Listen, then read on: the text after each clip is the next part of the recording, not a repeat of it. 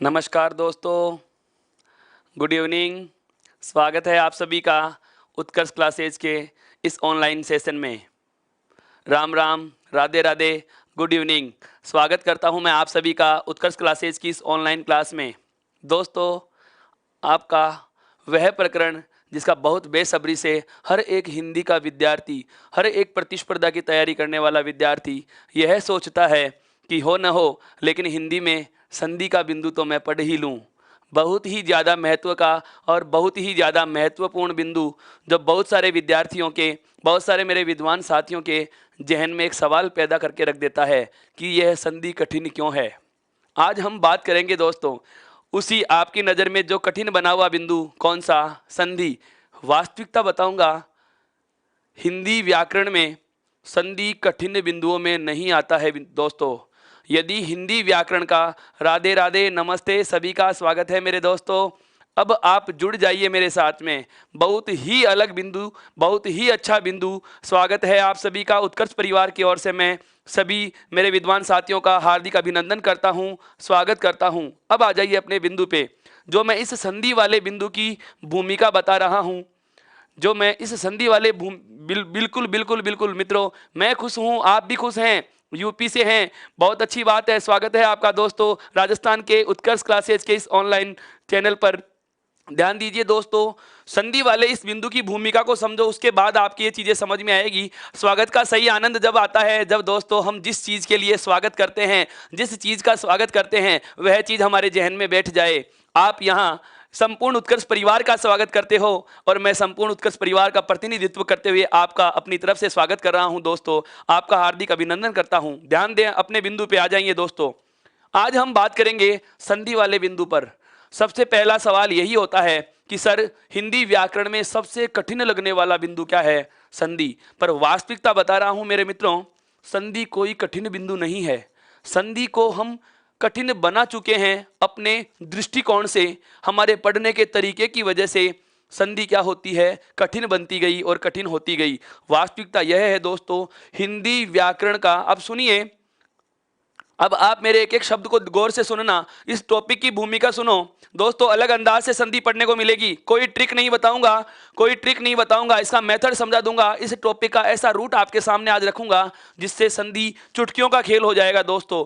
सभी प्रश्नों के प्रकारों पे भी मैं बात करूंगा इसमें, और पूछने का तरीका भी मैं आपको बताऊंगा। पहले सुनिए, यदि हिंदी व्याकरण में सबसे कठिन, यदि हिंदी व्याकरण में सबसे कठिन बिंदु होता है दोस्तों, तो वह होता है वाक्य शुद्धि। संधि कठिन नहीं है मेरे मित्रों, वाक्य शुद्धि वाले बिंदु पे हम चर्चा करेंगे। यह कठिन क्यों है? क्योंकि एक विस्तृत बिंदु है। वाक्य शुद्धि पढ़ने के लिए विद्यार्थी को समग्र व्याकरण पढ़ी हुई होनी चाहिए, तब जाकर के उसके वाक्य शुद्धि के नियम समझ में आते हैं। इसके अलावा कोई तरीका नहीं है वाक्य शुद्धि को समझने का। तो अब आ जाइए दोस्तों अपने बिंदु पर। आरंभ करते हैं आज का सेशन आपकी हल्की मुस्कुराहट के साथ। देखिए, आज का जो बिंदु है दोस्तों, वह है कौन सा? संधि। वह कौन सा है? संधि। मैं यहीं से आपको प्रश्न पे लेके चल रहा हूं। इस संधि शब्द को हम दो प्रकार से लिखते हैं दोस्तों। इस संधि शब्द को हम दो प्रकार से लिखते हैं। आज से 3 दिन पहले की कक्षा में मेरे विद्वान साथी ने कमेंट बॉक्स में कमेंट करके लिखा था कि सर, हिंदी में न का भी प्रयोग करते हैं, और हिंदी शब्द को लिखने के लिए, और हिंदी शब्द को लिखने के लिए इस अनुस्वार का भी प्रयोग किया जाता है। सवाल उस मित्र का था, दोनों में शुद्ध कौन सा होगा? दोनों में शुद्ध कौन सा होगा?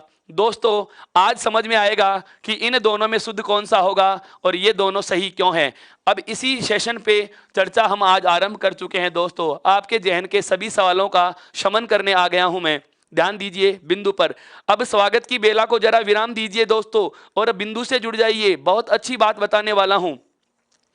संधि देखिए, संधि दोनों प्रकार से लिखा गया। पहले वाले पद में हमने देखा कि यहां नैवर्ण लिखा गया है दोस्तों। क्या लिखा हुआ है? नैवर्ण। और यहां पर क्या लगाया गया है? अनुस्वार लगाया गया है। यहां पर क्या लगाया गया है दोस्तों? अनुस्वार लगाया गया है। यह अनुस्वार क्यों आ रहा है? नैवर्ण क्यों लिखा जा रहा है? दोनों ही सही क्यों है? उसकी वजह है दोस्तों, क्या एक व्यंजन संधि का हम नियम पढ़ेंगे दोस्तों। केवल संधि नहीं बता रहा हूं मैं, केवल आपको शब्द लिखना बता रहा हूं कि ये दोनों ही शब्द शुद्ध क्यों होते हैं, इसे हम दोनों तरीकों से क्यों लिख रहे हैं। व्यंजन संधि में हम एक नियम पढ़ेंगे दोस्तों, व्यंजन संधि में एक नियम पढ़ेंगे, किसका? अनुस्वार का नियम। किसका नियम पढ़ेंगे दोस्तों? अनुस्वार का नियम। यदि हम इसे चाहें तो कह सकते हैं स्वर रहित मैवर्ण का नियम। किसका नियम पढ़ेंगे दोस्तों? स्वर रहित मैवर्ण का नियम पढ़ेंगे। और उस नियम का हल्का सा मैं संकेत दे रहा हूं, जब व्यंजन संधि आएगी तो उस समय मैं चर्चा करूंगा फिर से इस नियम की। फिलहाल आपको इतना सा ध्यान देना, क्या कि ये नियम कहना क्या चाह रहा है। नियम होता है दोस्तों कि यदि पहले शब्द में अंतिम वर्ण क्या हो? हलंत लगा हुआ मैवर्ण है, यानी कि स्वर रहित मैवर्ण है। वर्णमाला हमने बहुत अच्छे से पढ़ ली, आप सुनते ही परिचित हो जाओगे कि स्वर रहित मैवर्ण का मतलब क्या है। इसमें ए जुड़ा हुआ नहीं है। तो यदि प्रथम पद का अंतिम वर्ण स्वर रहित मैं हो और उसके बाद कैसे मैं तक, अर्थात स्पर्शी कह सकते हैं आप चाहें तो इन्हें वर्गीय वर्ण कह सकते हैं दोस्तों। क्या कह सकते हैं? वर्गीय वर्ण कह सकते हैं। ध्यान से सुनना दोस्तों, अलग तरीके से सारी चीजें बताऊंगा आपको। क्या? यदि प्रथम पद का अंतिम वर्ण स्वर रहित मैं हो और उसके बाद कैसे मैं तक कोई सा भी वर्ण यदि योग कर लेता है, तो आप इस स्वर रहित मैं के स्थान पर दो प्रकार के बदलाव कर सकते हैं। कितने प्रकार के बदलाव कर सकते हैं दोस्तों? दो प्रकार के बदलाव कर सकते हैं। चाहे तो आप यहां अनुस्वार बना सकते हो। क्या लिख सकते हो दोस्तों? अनुस्वार लिख सकते हो। और यदि हम चाहें तो ध्यान देना, बहुत अलग तरीके से एक बात बोलने वाला हूं। या तो हलंत मैं के स्थान पर अनुस्वार लिखा जाएगा, और यदि हम अनुस्वार नहीं लिखें तो हलंत मैं के स्थान पर सामने जो वर्ण होता है, यहां सामने जो भी 25 में से जो भी वर्ण होगा, वह जिस वर्ग का होगा उसी वर्ग का पांचवां अक्षर, उसी वर्ग का पंचमाक्षर लिखा जाता है। क्या लिखा जाता है दोस्तों? सामने के वर्ण के वर्ग का पांचवां वर्ण लिखा जाएगा। कौन सा वर्ण लिखा जाएगा दोस्तों? पांचवां वर्ण लिखा जाएगा। दोनों चीजें बहुत ध्यान से समझना दोस्तों।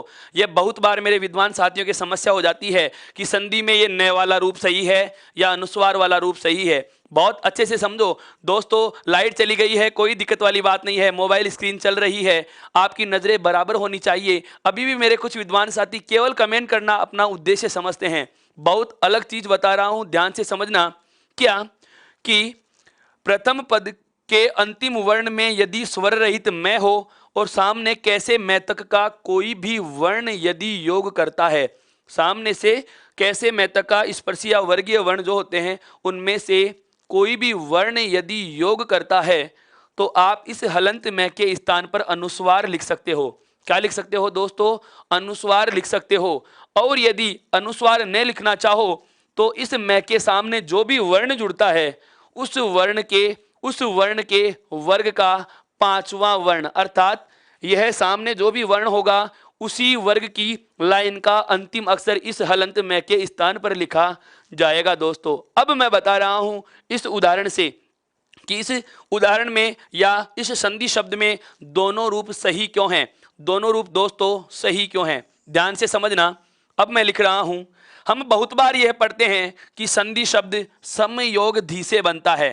किससे बनता है दोस्तों? सम प्लस धी से बनता है।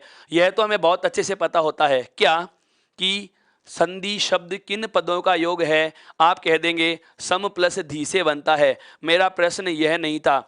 मेरा प्रश्न यह है, क्या मैं इसे ऐसे लिख सकता हूं या नहीं? से योग स्वर रहित मैं। ये मैंने क्यों लिखा? ध्यान से समझो दोस्तों, एक एक बात को समझना। संधि कठिन हो जाती है, उसकी वजह क्या है कि हम इसका मूल रहस्य नहीं समझ पाते। मैंने कहा हम ये बहुत किताबों में पढ़ते हैं कि संधि शब्द समयोग धी से बनता है, बहुत जगह पढ़ते हैं। अब मैंने क्या किया, जो इसका ये संधि विच्छेद कर रखा है समयोग धी, मुझे क्या चाहिए था? इस पहले शब्द का अंतिम वर्ण चाहिए था दोस्तों। क्या चाहिए था? पहले शब्द का अंतिम वर्ण और दूसरे शब्द का पहला वर्ण। ऐसा क्यों होता है दोस्तों? ध्यान से समझना। संधि जो होती है वह होती है दो पदों में। कहाँ? एक शब्द ये रहा, दूसरा शब्द ये रहा। संधि करने के लिए हम विच्छेद करते समय क्या करते हैं? दोनों पदों के मध्य योग का चिन्ह लगाते हैं, दोनों पदों के मध्य योग का चिन्ह लगाते हैं। विद्वान साथियों, अब जरा एक एक बात पे गौर करना। मैं आपको मौका दूंगा, आप अपने कमेंट बॉक्स को जरा विराम देंगे तो इस बात को समझ पाएंगे दोस्तों, क्योंकि यह बात कोई किताब नहीं बताएगी आपको। मैं जो बोल रहा हूं उन शब्दों को सुनना है और जीवन में उतार लेना है। क्या संधि विच्छेद जब हम करते हैं तो हमारे पास दो पद होते हैं, दो शब्द हमें प्राप्त होते हैं। इसे कहा जाता है दोस्तों प्रथम पद। क्या कहा जाता है दोस्तों? प्रथम पद। इसे कहा जाता है दोस्तों द्वितीय पद। क्या कहा जाता है? द्वितीय। आप चाहे तो पहला कह सकते हो और इसे क्या कह सकते हैं दोस्तों? दूसरा पद कह सकते हैं। क्या कह सकते हैं दोस्तों? दूसरा पद कह सकते हैं। ये पूर्व पद कहलाता है। इसे आप चाहो तो परपद कह सकते हो दोस्तों। क्या कह सकते हो? परपद कह सकते हो। संधि जो होती है कहाँ होती है? प्रथम पद का अंतिम वर्ण और दूसरे पद का प्रथम वर्ण योग करते हैं। क्या करते हैं? हमारे पास जब हम किसी शब्द का संधि विच्छेद करते हैं तो दो पद प्राप्त होते हैं दोस्तों। संधि कहाँ होगी? पहला जो शब्द है, पहला जो पद है उसका आखिरी का वर्ण और दूसरा जो पद है उसका प्रथम वर्ण योग करेंगे। इनमें संधि होती है दोस्तों, इनमें संधि होती है। और इसीलिए मैंने क्या किया कि इस सम शब्द में से प्रथम शब्द का अंतिम वर्ण मुझे अलग चाहिए था, इसलिए मैंने इस मैं को अलग लिख दिया है। अब आगे बढ़ो, अब आगे बढ़ो दोस्तों। बीच में योग का चिन्ह है, उसके बाद मुझे चाहिए इस दूसरे पद का, इस दूसरे पद का पहला वर्ण। दूसरे पद का पहला वर्ण क्या है? ध को जैसे ही स्वर रहित किया तो इसमें जुड़ी ई की मात्रा बाहर लिख देंगे। अर्थात हमें पता चल चुका क्या कि प्रथम पद का अंतिम वर्ण स्वर रहित मैं है और दूसरे पद का पहला वर्ण क्या है दोस्तों? ध वर्ण है। क्या है दोस्तों? ध वर्ण है। यहां तक की बात समझ में आई। अब आगे बढ़ना। ये नियम जो है ये व्यंजन संधि का नियम है। अभी अभी मैंने आपके सामने बिल्कुल उच्चारित किया था क्या कि यदि पहले पद में अंतिम वर्ण के रूप में स्वर रहित मैं आए, देखो यहां पर मैं मिल रहा है, उसके बाद यदि कैसे मैं तक कोई भी वर्ण योग करे, उसके बाद यदि कैसे मैं तक कोई भी वर्ण योग करता है तो इस हलंत मैं के स्थान पर, इस हलंत मैं के स्थान पर हम क्या बना सकते हैं दोस्तों? अनुस्वार लिख सकते हैं। क्या लिख सकते हैं दोस्तों? अनुस्वार लिख सकते हैं। मैं संधि की परिभाषा इन चीजों पर लाया ही नहीं है अभी आपको। आप बहुत आगे जा चुके हैं दोस्तों और यही गलती कर बैठते हैं हम।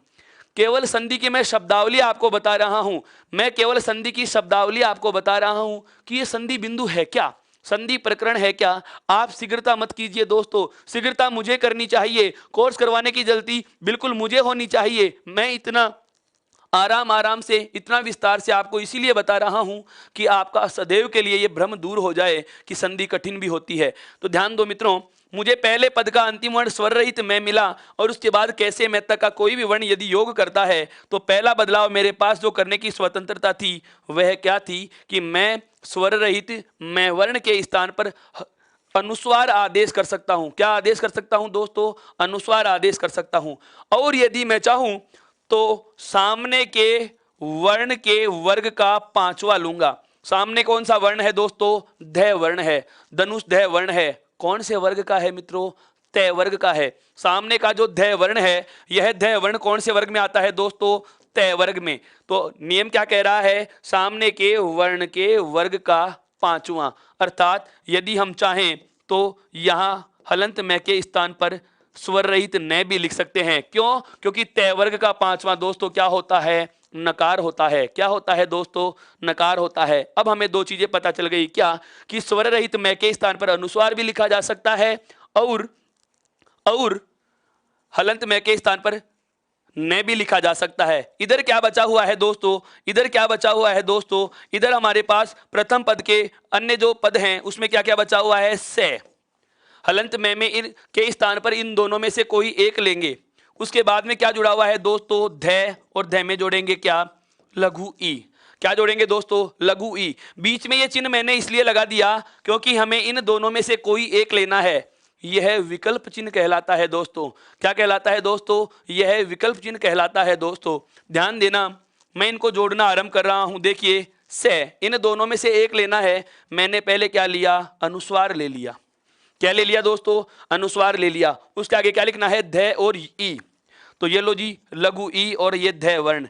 दोस्तों मेरे पास पहला रूप प्राप्त हो चुका है कि संधि शब्द को अनुस्वार लगा के लिखा जा सकेगा। संधि शब्द को अनुस्वार लगा के लिखा जा सकेगा। दूसरा तरीका सुनिए, मैं इस शब्द को ऐसे भी तो लिख सकता हूं, से अनुस्वार से लिख लिया, आगे क्या है, स्वर रहित न। आगे क्या लिखा हुआ है दोस्तों, स्वर रहित न। तो ये लो जी, खड़ी पाई का वर्ण है, और मैंने कल ही बताया था कि स्वर रहित न वर्ण को, या मैं कहूं किसी खड़ी पाई के वर्ण को आधा लिखना होगा दोस्तों, तो उसकी खड़ी पाई हटाकर आधा लिखा जाएगा। तो ये न वर्ण को आधा लिखना है, क्योंकि आगे से स्वर नहीं मिल रहा, तो ये आधा ही रह गया। अब आधा है तो जाहिर सी बात है, खड़ी पाई का वर्ण था, तो खड़ी पाई के वर्ण को हमें पता है, खड़ी पाई हटा के आधा कर देंगे। ये न आपका आधा लिखा जा चुका है। और उसके बाद में क्या जोड़ना है दोस्तों, उसके बाद में हमें ध वर्ण में लघु ई जोड़नी है, अर्थात संधि शब्द का दूसरा रूप भी हमें पता चल चुका है, जो यहां पर उल्लेखित है आपके सामने।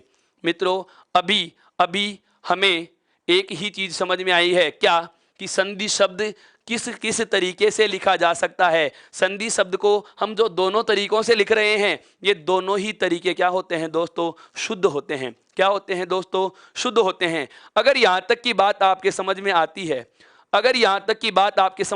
है, तो एक बार थम्स अप कीजिए, ताकि मैं समझ सकूं कि आप मेरी इस संधि की शैली को भी समझ पाएंगे। यहां तक की बात समझ में आई है दोस्तों। मैंने केवल संधि शब्द लिखना बताया है, क्या, कि संधि शब्द दोनों प्रकार से लिखा जाता है, और दोनों ही प्रकारों में क्या होता है दोस्तों, शुद्ध होता है। यदि मेरे मित्रों यहां तक की बात आप समझ गए हो, तो एक बार थम्स अप कीजिए, ताकि मैं आगे बढ़ सकूं। बिल्कुल मैं आपको स्क्रीनशॉट लेने का मौका दूंगा, पहले एक बार मुझे अवगत कराएं कि यहां तक की बात आपके समझ में आई क्या दोस्तों, यहां तक की बात आपके समझ में आई क्या दोस्तों।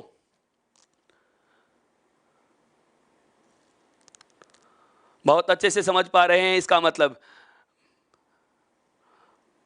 क्या बात है, बहुत शीघ्रता से। मुझे खुशी है, मुझे प्रसन्नता हो रही है दोस्तों कि आप इस शैली को समझ पा रहे हो।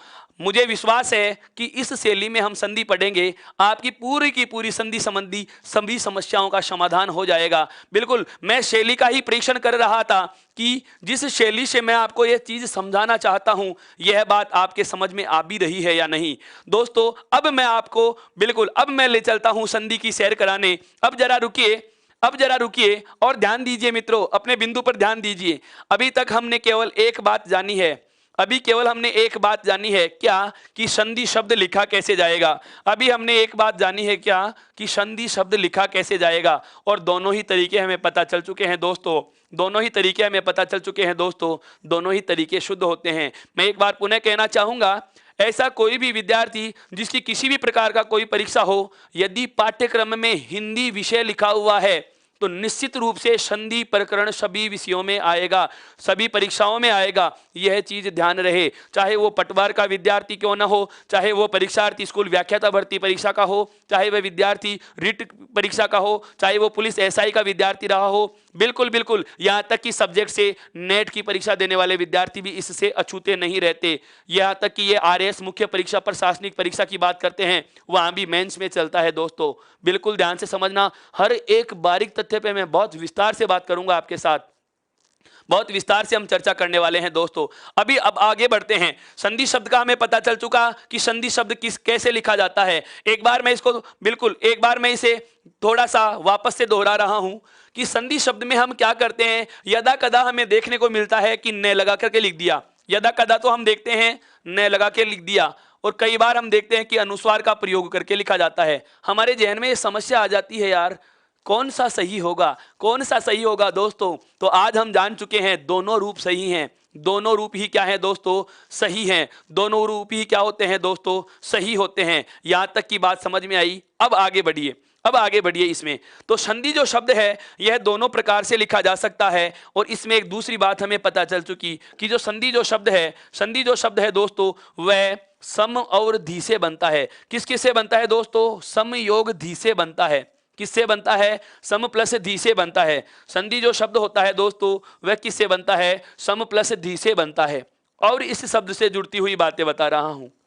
इसका यदि आपसे पूछा जाए क्या, शाब्दिक अर्थ, क्या पूछा जाए मित्रों, शाब्दिक अर्थ पूछा जाए, तो ध्यान देना, हालांकि ऐसे प्रश्न पूछे नहीं जाते, पर बताना इसलिए आवश्यक है कि कोई मेरा मित्र सोचेगा कि सर आपने संधि शब्द का अर्थ तो बताया ही नहीं। तो ध्यान दें, इसका अर्थ होता है मेल मित्रता। क्या होता है, मेल मित्रता, जोड़ जिसको हम कह सकते हैं, जोड़ जिसको हम कह सकते हैं, हम चाहे तो इसको क्या कह सकते हैं दोस्तों, समझौता कह सकते हैं, राजीनामा कह सकते हैं, एग्रीमेंट जिसे कहा जाता है अंग्रेजी में दोस्तों, वही क्या कहलाती है, संधि कहलाती है। अर्थात अब तक की जो बातें हैं उन्हें मैं वापस से दोहरा रहा हूं, ध्यान से सुन। बिल्कुल बिल्कुल उमेश सिंह जी, आपका मैंने नाम बोल दिया है, अब आप जरा पढ़ाई को कंसंट्रेट कीजिए। क्या कि संधि शब्द समयोग धी से बनता है, जिसका शाब्दिक अर्थ मेल, मित्रता, जोड़, समझौता होता है, या मिलाप जिसको कह सकते हैं। क्या कह सकते हैं दोस्तों, मिलाप जिसको कह सकते हैं। दूसरा तथ्य जो जानना आवश्यक है, पूछा जा सकता है कि संधि शब्द का विलोम शब्द क्या होगा। संधि शब्द का क्या विलोम शब्द यदि आपसे पूछा जाए, संधि शब्द का विलोम शब्द यदि आपसे, संधि शब्द का यदि विलोम शब्द पूछा जाए दोस्तों, तो इसका विलोम ध्यान देने, बिल्कुल ध्यान देने वाली बात है, इसका विलोम होता है दोस्तों विग्रह। क्या होता है दोस्तों, विग्रह होता है। संधि शब्द का विलोम क्या होता है दोस्तों, विग्रह होता है। पेपर बनाने वाले को यह चीज पता है, पेपर बनाने वाले को यह चीज पता है कि मेरे विद्वान परीक्षार्थी विग्रह को रट के आएंगे, तो वो क्या करता है, विग्रह हमें नहीं देता और हमें विच्छेद दे देता है। क्या देता है दोस्तों, विच्छेद दे देता है। एक साथ कभी ये दोनों विकल्प नहीं आएंगे, एक साथ कभी ये दोनों विकल्प नहीं आएंगे। लेकिन हमें यहाँ से एक बात पता चल चुकी है, क्या कि किसी शब्द के कई बार दो दो विलोम शब्द भी होते हैं, एक शब्द के यदा कदा दो विलोम भी हमें देखने को मिल जाते हैं। बिल्कुल ध्यान देना दोस्तों, संधि का विलोम विग्रह भी होता है, संधि का विलोम विच्छेद भी होता है दोस्तों।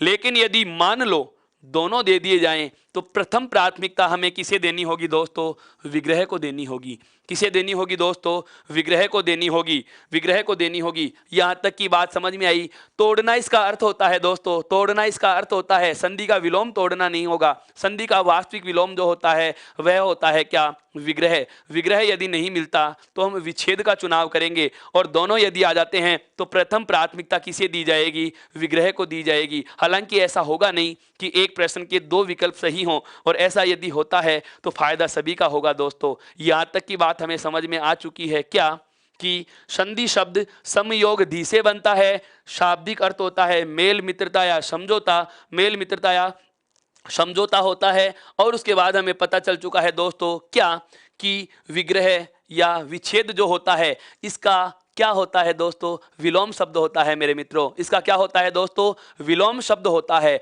अब मैं बात करने वाला हूं, अब मैं बात करने वाला हूं आपके अगले तथ्य पे, आपके अगले तथ्य पे, क्या कि इस संधि में और चीजें हमें जाननी क्या आवश्यक हैं। सुनिए सुनिए जरा हम, बिल्कुल। अब ये एक बार इसका स्क्रीनशॉट लीजिए मित्रों, ताकि मैं आपको और आवश्यक बातें बता सकूं। एक बार सभी मित्र जरा इसका स्क्रीनशॉट लें ताकि हम आगे बढ़ें। अब ध्यान देना, अब ध्यान देना, हमें पता चल चुका कि संधि शब्द का शाब्दिक अर्थ क्या होता है, मेल, मित्रता या समझौता। अब जो जानना आवश्यक है वह क्या है, ध्यान देना।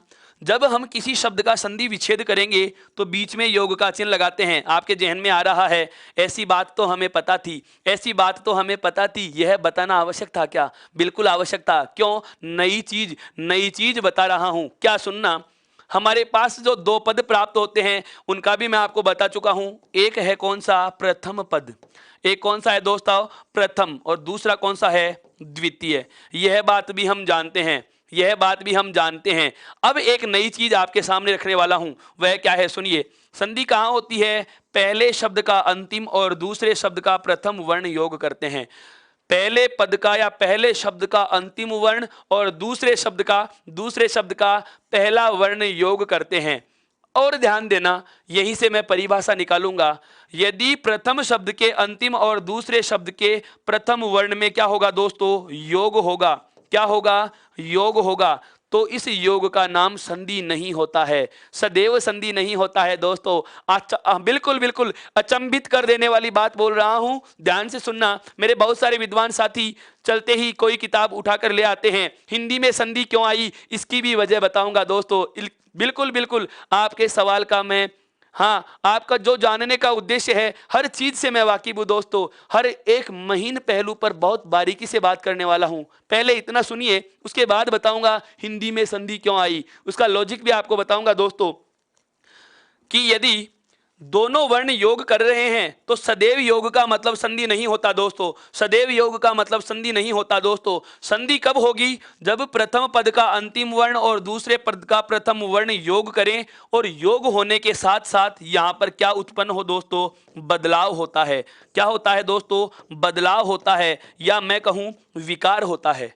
क्या होता है दोस्तों? विकार होता है। ध्यान से समझना। सर भारतीय शब्द में कितने अक्षर हैं बताइए। दोस्तों हम यह बिंदु बहुत कल अच्छे से समझ चुके हैं। मैंने वर्ण गिनना, मात्राएं गिनना, सभी बातों पे बहुत अच्छे से चर्चा की है। मैं निवेदन करना चाहूंगा मेरे मित्र से कि आप वीडियो नंबर 7 देखिए, और फिर भी यदि समझ में नहीं आए तो आप कमेंट बॉक्स में अपना प्रश्न रख सकते हैं, मैं आपको उसका जवाब दूंगा। दोस्तों अभी अपना जो चल रहा प्रकरण है आप जरा इस पे ध्यान दें, अन्यथा कल फिर से आप इसमें सवाल करेंगे कि सर संधि किसे कहते हैं। अनियमितता ही हमारी असफलता की वजह होती है दोस्तों। बिल्कुल, जब तक हम एकाग्रता के साथ किसी चीज को ग्रहण करने की कोशिश नहीं करेंगे, कोई चीज अपने हक में आने वाली नहीं है साथियों। एक बार ध्यान दें, मैंने क्या कहा कि दो वर्णों के योग से यदि बदलाव होता है, दो वर्णों के योग से यदि कोई बदलाव होता है तो उसी स्थिति का नाम क्या होगा दोस्तों? संधि होगा। क्या होगा? संधि होगा। यदि वर्ण जुड़ तो रहे हैं लेकिन बदलाव नहीं हो। सतपाल जी मैं आपसे कहना चाहूंगा, आप अपना प्रश्न कमेंट बॉक्स में लिखिए। कमेंट यहां पर इतनी शीघ्रता से चल रहे हैं कि मैं आपके पूरे प्रश्न को पढ़ नहीं पा रहा हूं। आप अपना कमेंट बॉक्स में प्रश्न रख दीजिए, उसका जवाब आपको मिल जाएगा। दोस्तों मैं मना नहीं कर रहा हूं सवाल पूछने के लिए, लेकिन तरीका सही होना चाहिए, सही जगह रखिए। मैंने कहा है आपको और फिर कह रहा हूं, यदि कोई सवाल आपके जहन में आ रहा है कृष्णा व्यास जी, तो मैं आपसे कहना चाहता हूं, बार बार कह रहा हूं, क्या आप अपना सवाल कमेंट बॉक्स में कमेंट करके दीजिए। लाइव चैट पे आपके मैं प्रश्न को नहीं पढ़ पा रहा हूं, इसलिए मैं कह रहा हूं चल रहे प्रकरण पे ध्यान आकर्षित कीजिए मित्रों। क्या कि संधि होती कहां है? पहले पद का अंतिम और दूसरे पद का प्रथम वर्ण योग करके कोई बदलाव होता है या कोई विकार होता है, अर्थात नया वर्ण जुड़ता है, तो उसे संधि कहते हैं। दो वर्ण जुड़ते हो और कोई बदलाव नहीं हो दोस्तों, तो वह संधि नहीं होती। देखो इधर एक उदाहरण लिख रहा हूं, दोस्तों। मैं यहां एक शब्द है पान, और उसके बाद में मैं एक शब्द जोड़ रहा हूं वाला। इन दोनों को हम क्या कहेंगे दोस्तों? पान वाला। क्या कहेंगे? पान वाला कह देंगे। क्या मैं इसे संधि कहूंगा दोस्तों? नहीं, इसे मैं संधि नहीं कहूंगा। क्यों नहीं कहूंगा? क्योंकि यहां पर दो पद जुड़ तो रहे हैं, न में जुड़ा हुआ ए है और इधर क्या है? वह वर्ण है, लेकिन इन दोनों वर्णों के जुड़ने से कोई नया वर्ण नहीं बन रहा, कोई बदलाव नहीं हो रहा, और जब बदलाव नहीं होता तो इसका मतलब संधि नहीं है। यह क्या है दोस्तों? संयोग का पद है। किसका पद है दोस्तों? संयोग का पद है। इसे एक दूसरे तरीके से समझिए। दो व्यक्ति हाथ मिलाते हैं तो हाथ मिलाने का मतलब सदैव मित्रता नहीं होती दोस्तों। यदि हाथ मिलाने का मतलब सदैव मित्रता हो जाती तो अखाड़ों में कोई पहलवान कुश्ती नहीं लड़ते। यदि उनमें राजीनामा हो जाता, मित्रता हो जाती, मेल हो जाता, समझौता हो जाता, तो मैच शुरू होने से पहले ही उसका परिणाम आ चुका होता दोस्तों। इसलिए कह रहा हूं क्या कि वर्ण जुड़ने का मतलब सदैव संधि नहीं होती है। संधि कब कहेंगे? जब बदलाव हो। अगर बदलाव नहीं होता तो उसे संधि भी नहीं कहेंगे, उसे क्या कहेंगे दोस्तों? संयोग कहेंगे। तो यहां से हम परिभाषा निकालेंगे संधि की। क्या दो वर्णों के योग से होने वाला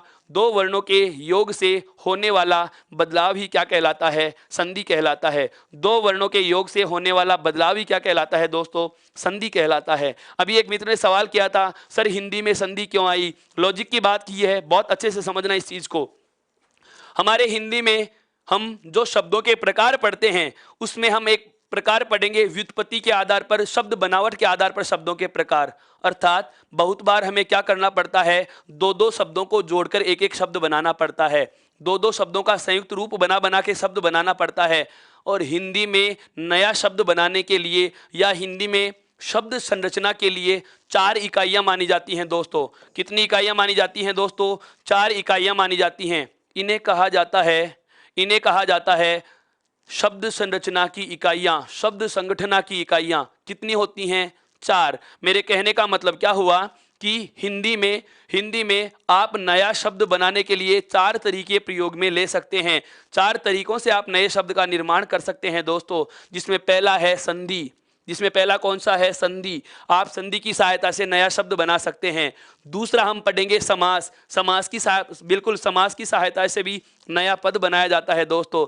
तीसरा तरीका आता है उपसर्ग का, उपसर्ग के योग से भी नए शब्द बनते हैं दोस्तों। और चौथा और अंतिम तरीका जो होता है वह होता है मेरे मित्र प्रत्यय के योग से भी नए शब्द बनाए जाते हैं। अर्थात हिंदी में शब्द संरचना की 4 इकाइयां होती हैं। शब्द बनाने के, नए शब्द बनाने के 4 तरीके हैं। संधि से बना सकते हो, समास से बना सकते हो, उपसर्ग से बना सकते हो और प्रत्यय से बना सकते हो। तो हिंदी में संधि की आवश्यकता शब्द संरचना के लिए पड़ती है। इसलिए दोस्तों अब ध्यान देना, संधि किसे कहा? 2 वर्णों के योग से होने वाले बदलाव का नाम क्या होता है दोस्तों? संधि होता है। अब यहां से एक नया तथ्य आपको और बताऊं, बिल्कुल एक नए तथ्य की जानकारी मैं आपको और देता हूं। हमें यह तो पता चल चुका कि संधि के लिए आवश्यक है प्रथम पद का अंतिम वर्ण जुड़ेगा और द्वितीय पद का पहला वर्ण जुड़ेगा। लेकिन ध्यान देना, अब एक नई चीज बता रहा हूं दोस्तों, आप सुनना जरा गौर से, कि यदि प्रथम पद के अंतिम और द्वितीय पद के प्रथम वर्ण में योग होता है, इन दोनों वर्णों में योग होता है और बदलाव भी इन दोनों वर्णों में ही हो, बदलाव भी इन दोनों वर्णों में ही हो। ध्यान से समझना, एक नई चीज बोलूंगा, नया शब्द बोलूंगा अभी। क्या? प्रथम पद का अंतिम वर्ण और दूसरे पद का प्रथम वर्ण, इनमें योग होकर के कोई बदलाव होता है, वो बदलाव इन्हीं वर्णों में हो जाता है, बदलाव इन्हीं वर्णों में होता है दोस्तों, तो इसे कहा जाता है प्रधान संधि। क्या कहा जाता है दोस्तों? प्रधान संधि कहा जाता है। क्या कहा जाता है दोस्तों? ध्यान से सुनना, ध्यान से सुनना, मैं कह रहा हूं क्या, कि यदि प्रथम पद का अंतिम वर्ण और दूसरे पद का प्रथम वर्ण, दूसरे पद का प्रथम वर्ण योग कर रहे हैं और अपने ही स्थान पर कोई बदलाव कर रहे हैं दोस्तों, तो ऐसी स्थिति को कहा जाता है क्या? प्रधान संधि। क्या कहा जाता है दोस्तों? प्रधान संधि कहा जाता है। और यदि बदलाव किसी अन्य स्थान पर होता है, बदलाव किसी अन्य स्थान पर होता है दोस्तों, तो उसे कहा जाता है गौण संधि। क्या कहा जाता है? गौण संधि कहा जाता है। काव्य शास्त्र पढ़ने वाले मेरे मित्रों से एक अलंकार का मैं जिक्र करना चाहूंगा। हम एक अलंकार पढ़ते हैं दोस्तों, असंगति अलंकार। नाम सुना होगा, असंगति अलंकार का हम नाम सुनते हैं, असंगति अलंकार। काव्य शास्त्र में अलंकार पढ़ते हैं, बिल्कुल स्कूल व्याख्याता भर्ती परीक्षा के पाठ्यक्रम में ये दिया हुआ भी है, ध्यान रखना दोस्तों। असंगति अलंकार क्या होता है, हल्का सा परिचय दे रहा हूं, वो यहां से जुड़ रहा है, सुनना। कार्य कहीं और हो और परिणाम कहीं और आए, कार्य कहीं और हो और परिणाम कहीं और आए, तो उसे कहा जाता है असंगति अलंकार। ठीक वही वाली बात यहां लागू होती है, क्या? कि 2 वर्णों का योग हो रहा है, योग के चिन्ह के ठीक दोनों तरफ, लेकिन बदलाव बचे हुए शब्द में होता है, तो इसे कहा जाता है दोस्तों गौण संधि। क्या कहा जाता है दोस्तों? गौण संधि कहा जाता है। यहां तक की बात हमें बहुत अच्छे से पता चल चुकी है। अब तक हमने क्या क्या जान लिया है, ध्यान से सुनना, मैं 1 मिनट में सारी चीजों का दोहरान कर रहा हूं। संधि शब्द दोनों प्रकार से लिखा जा सकता है। यह सम प्लस धी से बनता है, सम प्लस धी से बनता है। शाब्दिक अर्थ होता है मित्रता, मेल, समझौता या राजीनामा, मित्रता, मेल, समझौता या राजीनामा। फिर हमें पता चला संधि शब्द का विलोम शब्द क्या होता है, विग्रह या विच्छेद, विग्रह या विच्छेद। फिर मैंने आपको एक बात और बताई, क्या? कि संधि की परिभाषा क्या होती है, यदि 2 वर्णों के योग से कोई बदलाव होता है, 2 वर्णों के योग से कोई बदलाव होता है दोस्तों, तो उसे क्या कहा जाता है? संधि कहा जाता है। यदि बदलाव नहीं होता तो वह स्थिति संयोग की होगी, वह स्थिति क्या होगी दोस्तों? संयोग की होगी। और यदि बदलाव दोनों वर्णों में ही होता है तो उसे प्रधान संधि कहते हैं। क्या कहते हैं दोस्तों? प्रधान संधि कहते हैं। और यदि बदलाव किसी अन्य स्थान पर होगा, आएंगे हमारे पास कुछ ऐसे नियम, व्यंजन संधि में भी पढ़ेंगे, नकार के नियम में, बदलाव किसी अन्य स्थान पर होता है दोस्तों, तो उसे गौण संधि कहा जाता है। क्या कहा जाता है दोस्तों? गौण संधि कहा जाता है। यहां तक की सारी चर्चा समझ में आ चुकी है। एक बार इसका स्क्रीनशॉट लेना चाहें, वैसे बिल्कुल ये चीज़ जहन में बैठ चुकी है, फिर भी यदि आप लेना चाहें, बाद में मेरे मित्र जो मुझसे जुड़े हैं, तो इसका स्क्रीनशॉट लीजिए ताकि मैं आगे बढ़ सकूं। अब ध्यान दो मित्रों, हमें पता चल चुका संधि क्या होती है, किसे कहा जाता है। बिल्कुल, क्या गौण संधि का उदाहरण दोस्तों, रामायण शब्द जो है, रामायण शब्द जो है, यह आपके प्रधान संधि और गौण संधि दोनों का उदाहरण है। क्योंकि रामायण शब्द का हम संधि विच्छेद करते हैं, राम योग अयन। क्या करते हैं दोस्तों? राम योग अयन करते हैं। मैं में जुड़ा हुआ ए और यह ए मिलकर के दीर्घ संधि में आ बनता है। लेकिन कभी गौर नहीं की होगी आपने, इस न के स्थान पर यह अणय क्यों बनता है? यह गौण संधि का उदाहरण है दोस्तों। कौन सी संधि का उदाहरण है? गौण संधि का उदाहरण है। और आपने ए और ए को जोड़कर आ बना दिया, यह आपके प्रधान संधि का उदाहरण है। ऐसे एक नहीं, दो नहीं, अनेकों उदाहरण आपके सामने रखने वाला हूं दोस्तों। ऐसे एक नहीं, दो नहीं, अनेकों उदाहरण आपके सामने रखने वाला हूं। आप धैर्य तो रखिए, आप धैर्य तो रखिए। सुरेंद्र सिंह जी, मैं कहना चाहूंगा संधि शब्द दोनों प्रकार से लिखा जा सकता है और उसका कारण क्या है मैंने वो आपके सामने रख दिया है दोस्तों। अब आ जाइए अपने बिंदु पे, अब आ जाइए अपने बिंदु पे। क्या हमें पता चल चुका है कि संधि किसे कहा? तो सबसे पहले संधि की परिभाषा की बात करूंगा। क्या कि दो वर्णों के योग से होने वाला विकार, दो वर्णों के योग से होने वाला विकार क्या कहलाता है दोस्तों? संधि कहलाता है। क्या कहलाता है दोस्तों? संधि कहलाता है। यहां तक की बात समझ में आई? अब ध्यान देना है, अगला जो बिंदु आता है क्या? संधि, अगला जो बिंदु आता है क्या दोस्तों? संधि के प्रकार का। क्या आता है दोस्तों? संधि के प्रकार का। और हमें पता रहता है क्या कि संधि के 3 प्रकार होते हैं। कितने प्रकार होते हैं दोस्तों? 3 प्रकार होते हैं। अब ये तो हर कोई बता देगा, हर किताब में लिखा है और आज तक हम खूब बार पढ़ते भी आए हैं कि संधि के 3 प्रकार होते हैं। आप मुझसे पढ़ रहे हैं, उत्कर्ष का मंच ज्वाइन किया है, बिल्कुल बिल्कुल उत्कर्ष से जुड़े हैं, तो आप यह भी जानेंगे कि 3 ही क्यों हुए, 3 ही क्यों हुए, 2 क्यों नहीं रहे, 4 क्यों नहीं बने, किसने कहा कि संधि के 3 ही प्रकार बनेंगे, उस वजह को मैं आपके सामने रखने वाला हूं दोस्तों। ध्यान से बिल्कुल ध्यान से सुनिए। संधि के प्रकार कितने माने जाते हैं दोस्तों? 3। कारण बता रहा हूं, 3 ही क्यों, 3 ही क्यों, इस चीज को जानना बेहद आवश्यक है। वहां से हमारे बहुत सारी चीजें निकल के आएंगी दोस्तों। बिल्कुल टॉपिक का मूल रहस्य, टॉपिक का मूल रहस्य आपको मैं बता रहा हूं, ध्यान से सुनना। संधि की परिभाषा क्या कह रही है? 2 वर्णों का योग। किसका योग दोस्तों? वर्णों का योग। और वर्ण का मतलब हमें पता है कि स्वर भी हो सकता है और क्या हो सकता है? व्यंजन भी हो सकता है। यह बात हम जान चुके हैं दोस्तों। क्या कि स्वर का मत और व्यंजन, इन दोनों को एक नाम से संबोधित करना हो, स्वर और व्यंजन इन दोनों को एक नाम से संबोधित करना हो तो हम क्या कहते हैं? वर्ण। अर्थात इस परिभाषा में हम यह भी तो कह सकते हैं क्या कि 2 स्वर व्यंजनों के योग से होने वाला विकार संधि कहलाता है। जैसे छात्र और छात्रा, जैसे छात्र और छात्रा इन दोनों को एक शब्द में संबोधित करना हो तो हम विद्यार्थी प्रयोग में लेते हैं। क्या काम में लेते हैं? विद्यार्थी। वही वाली बात यहां लागू होती है। स्वर और व्यंजन दोनों को एक शब्द में हमें संबोधित करना हो तो हम क्या कह रहे हैं? वर्ण कह रहे हैं दोस्तों। अर्थात 2 वर्णों के योग से होने वाला विकार क्या कहलाता है? संधि कहलाता है। 2 वर्णों के योग से होने वाला विकार क्या कहलाता है दोस्तों? संधि कहलाता है। अब ये वर्ण क्या है? या तो स्वर है और या फिर क्या है? व्यंजन है। अब बता रहा हूं 3 ही प्रकार क्यों होते हैं। मूल व्याकरण में बिल्कुल आपके मूल व्याकरण में 5 प्रकार चलते हैं। ध्यान देना, मूल व्याकरण के वर्णों की संख्या में और हिंदी के वर्णों की संख्या में भी अंतर होता है और संधि के कुछ प्रकारों में भी अंतर होता है। जब आपको हिंदी की तद्भव संधियां पढ़ाऊंगा उस समय मैं इस पहलू पर भी प्रकाश डालूंगा। आपने स्वर व्यंजन विसर्ग संधि पढ़ ली होगी दोस्तों, मैं आपको तद्भव संधि भी पढ़ाऊंगा। वो क्या होती है जब आएगी तभी चर्चा करेंगे। सुनिए ध्यान से एक बार।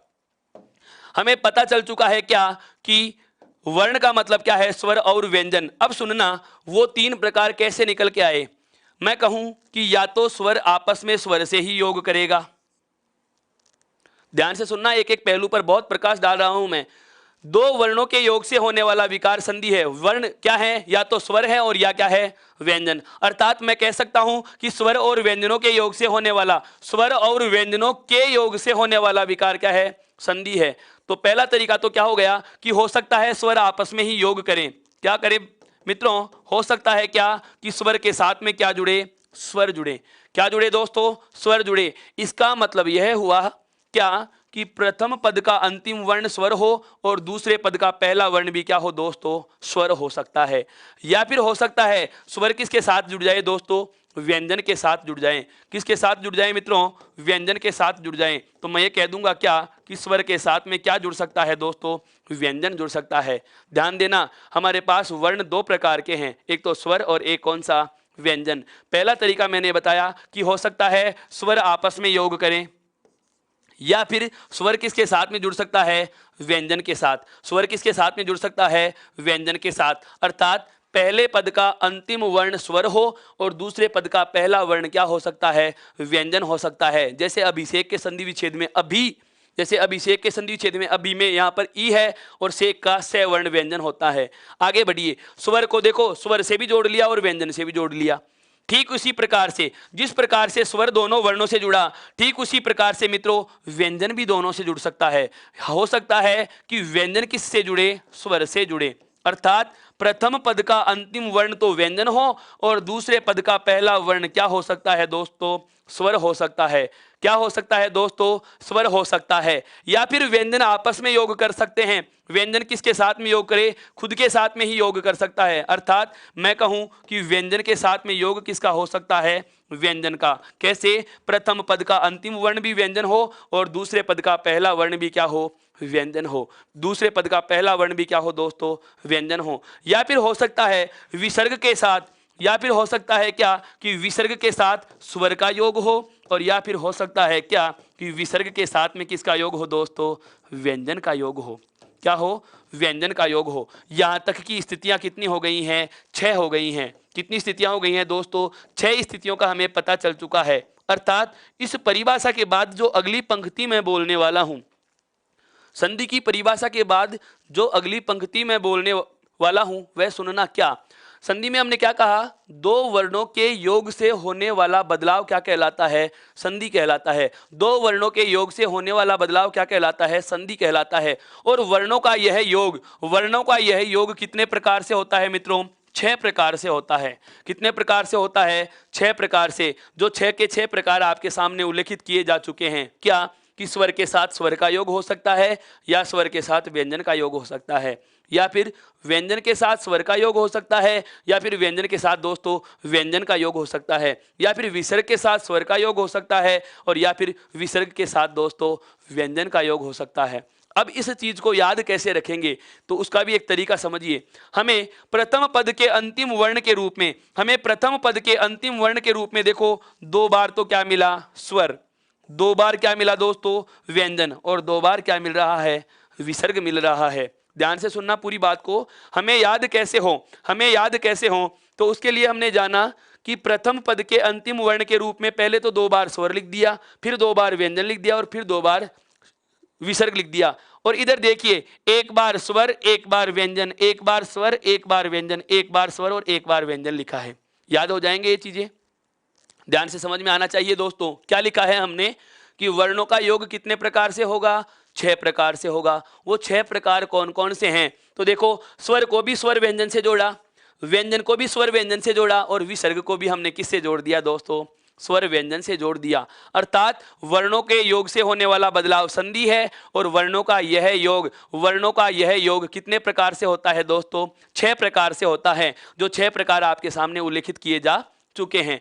अब अगली बात आती है इसी से, अब अगली बात आती है, मैं प्रकार पे लेके आ रहा हूं दोस्तों कि 3 प्रकार ही क्यों बने। ध्यान से सुनना, 3 प्रकार ही क्यों बने, वह वाली बात समझनी है हमें कि 3 प्रकार ही क्यों बने, उस चीज की मैं चर्चा करने वाला हूं।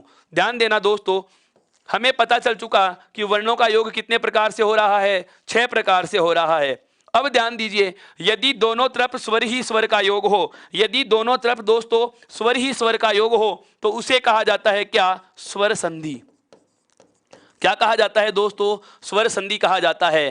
क्या कहा जाता है दोस्तों, स्वर संधि कहा जाता है। मेरा मतलब यह हुआ कि यदि प्रथम पद का अंतिम वर्ण भी स्वर हो और दूसरे पद का प्रथम वर्ण भी क्या हो, स्वर हो। रुकिए दोस्तों, जरा ध्यान दीजिए, मैं आपको स्क्रीनशॉट लेने का मौका दूंगा। पहले जो चीज मैं बताना चाह रहा हूं उसको समझो, उसको समझो कि 3 प्रकार क्यों बने, 6 योगों को मैं 3 प्रकारों में कैसे बांट रहा हूं, वह चीज ध्यान रखने की है। क्या, यदि दोनों तरफ स्वर ही स्वर का योग होता है, मतलब पहले पद का अंतिम वर्ण भी स्वर होगा और दूसरे पद का प्रथम वर्ण भी स्वर होगा, तो ऐसी स्थिति को हम नाम क्या देते हैं, स्वर संधि कहते हैं। क्या कहते हैं दोस्तों, स्वर संधि कहते हैं। और यदि स्वर के बाद व्यंजन आए या व्यंजन के बाद स्वर आए, स्वर के बाद व्यंजन आए या व्यंजन के बाद स्वर आए, या दोनों तरफ व्यंजन ही व्यंजन हो, ये तीनों हालात दोस्तों होते हैं आपके कौन सी में, व्यंजन संधि में। कौन सी संधि में होते हैं दोस्तों, व्यंजन संधि में। अर्थात चाहे जोड़ के चिन्ह के बाद में व्यंजन आए, चाहे पहले व्यंजन आए, चाहे जोड़ के चिन्ह के बाद में व्यंजन आए, चाहे पहले व्यंजन आए, और चाहे दोनों तरफ व्यंजन आए, उसे कहा जाता है दोस्तों व्यंजन संधि। क्या कहा जाता है मित्रों? व्यंजन संधि कहा जाता है। और विसर्ग के बाद स्वर हो और चाहे विसर्ग के बाद व्यंजन हो, अर्थात विसर्ग के बाद चाहे स्वर जुड़े चाहे विसर्ग के बाद व्यंजन जुड़े, उसे कहा जाएगा दोस्तों विसर्ग संधि। क्या कहा जाएगा दोस्तों? विसर्ग संधि कहा जाएगा। अब आप कह सकते हैं कि स्वर संधि के कितने प्रकार होते हैं? केवल 3 प्रकार होते हैं। केवल कितने प्रकार होते हैं दोस्तों?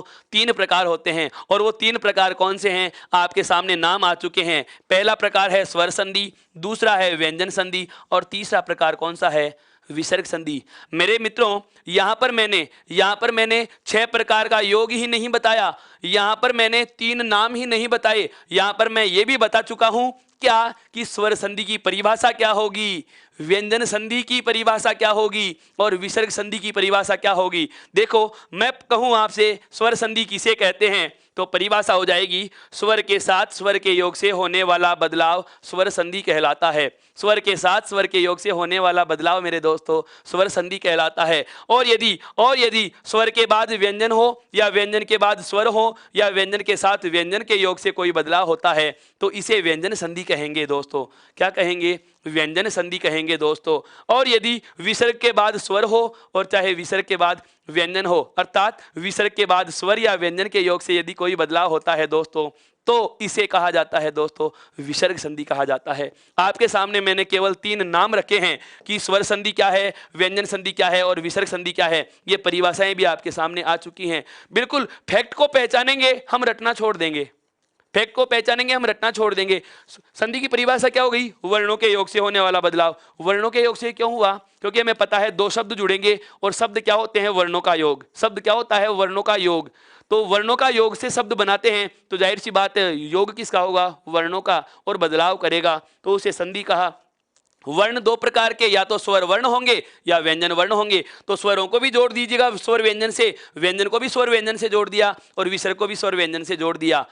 विसर्ग प्लस विसर्ग नहीं हो सकता मित्रों। बिल्कुल आपके जहन में जो सवाल आना चाहिए था, मैं भी इसी बात का इंतजार कर रहा था कि सर जैसे स्वर दोनों तरफ आ रहा है, व्यंजन भी दोनों तरफ आ रहा है, विसर्ग दोनों तरफ क्यों नहीं आता? ध्यान देना दोस्तों, विसर्ग कभी किसी शब्द के प्रथम वर्ण के रूप में नहीं प्रयुक्त होगा। अर्थात विसर्ग शब्द से मैं कहूं विसर्ग के चिन्ह को प्रयुक्त करके हम कभी नया शब्द आरंभ नहीं कर सकते। विसर्ग जो होता है वह वर्ण के बाद लिखा जाता है, न कि पहले। विसर्ग कहां लिखा जाता है दोस्तों? वर्ण के बाद लिखा जाता है, पहले नहीं आता। इसीलिए योग के चिन्ह के ठीक बाद कभी विसर्ग नहीं आएगा, योग के चिन्ह के ठीक बाद विसर्ग नहीं आएगा। यहां तक की बात यदि आपके समझ में आ चुकी है दोस्तों तो एक बार इसका स्क्रीनशॉट लीजिए ताकि मैं आगे बढ़ सकूं।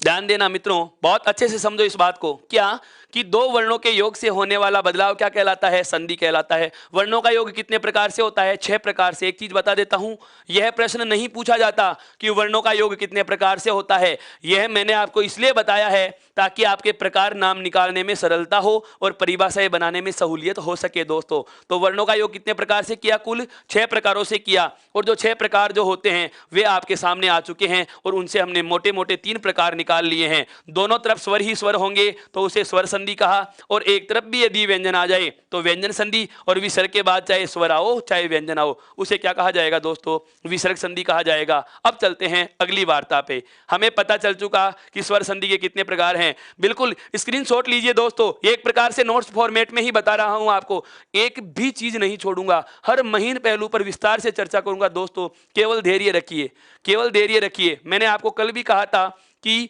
मेरा कोई भी व्याकरणिक बिंदु पूरा पढ़ा दूं और मैं अपनी तरफ से कह दूं कि यह बिंदु अब मेरी तरफ से पूर्ण हो चुका है, उसके बाद यदि आपके जहन में कोई सवाल बचे तो जिम्मेदार मैं रहूंगा दोस्तों। बिल्कुल आपने उत्कर्ष को ज्वाइन किया है, इसका मतलब यह है कि आपने एक भरोसे को ज्वाइन किया है दोस्तों।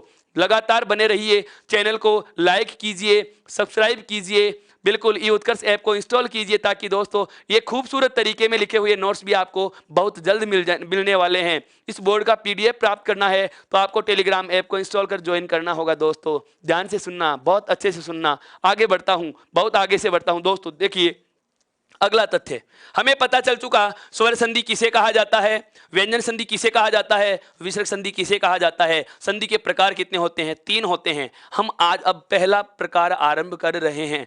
पहला प्रकार आरंभ कर रहा हूं दोस्तों। पहला प्रकार स्वर संधि। संधि का प्रथम प्रकार क्या है, स्वर संधि।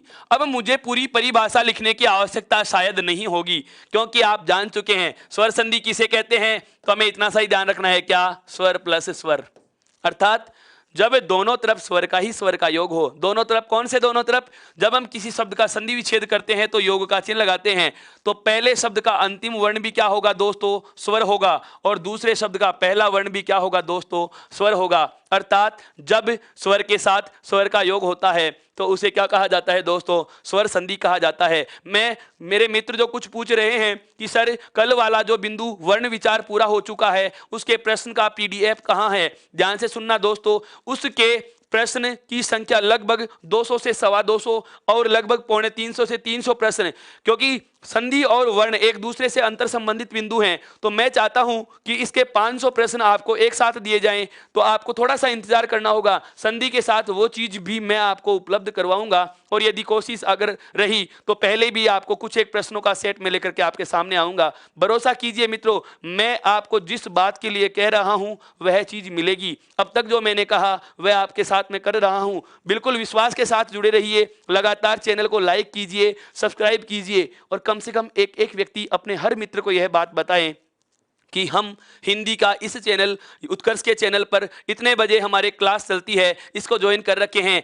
आप भी एक बार इसका लिंक शेयर कीजिए और सभी को इस चीज से जोड़िए, क्या पता उनके भी यह बात जीवन में काम आ सके दोस्तों। तो बिंदु पे आ जाइए। स्वर संधि की परिभाषा क्या होती है, स्वर के साथ योग किसका होगा, स्वर का योग होगा। तो परिभाषा को पूरे शब्दों में भी यदि लिखना चाहें तो मैं क्या लिख सकता हूं, स्वर के साथ स्वर के योग से, हैं, स्वर के साथ स्वर के योग से। दोस्तों हम लिख सकते हैं क्या, स्वर के साथ स्वर के योग से, स्वर के साथ स्वर के योग से होने वाला बदलाव, स्वर के साथ स्वर के योग से होने वाला बदलाव क्या कहलाता है दोस्तों, स्वर संधि कहलाता है। बदलाव क्या कहलाता है, स्वर संधि कहलाता है। यहां तक की बात समझ में आई। अब आप कहोगे सर इतनी बड़ी लाइन लिखने की आवश्यकता नहीं थी। यह बिल्कुल आरएएस मुख्य परीक्षा, आरएएस मुख्य परीक्षा वाले विद्यार्थियों के लिए है, ध्यान रखना, उनसे लिखवाई जा सकती है स्वर संधि की परिभाषा क्या होती है या स्वर संधि किसे कहा जाता है दोस्तों। तो इस प्रकार से मैं आपके सामने यह तथ्य भी लिख रहा हूं। एक बार आप इसका स्क्रीनशॉट ले सकते हैं, मैं इसको हटाऊंगा, इसको शॉर्ट मेथड से आपके सामने एक नई चीज और रखने वाला हूं दोस्तों। ध्यान देना, ध्यान देना, क्या स्वर संधि किसे कहते हैं, स्वर के साथ स्वर के योग से होने वाला बदलाव क्या कहलाता है दोस्तों, स्वर संधि कहलाता है। अब ध्यान दो, हमें पता चल चुका कि स्वर संधि में दोनों तरफ क्या होंगे, स्वर ही स्वर होंगे। स्वर संधि में दोनों तरफ क्या होंगे, स्वर ही स्वर होंगे।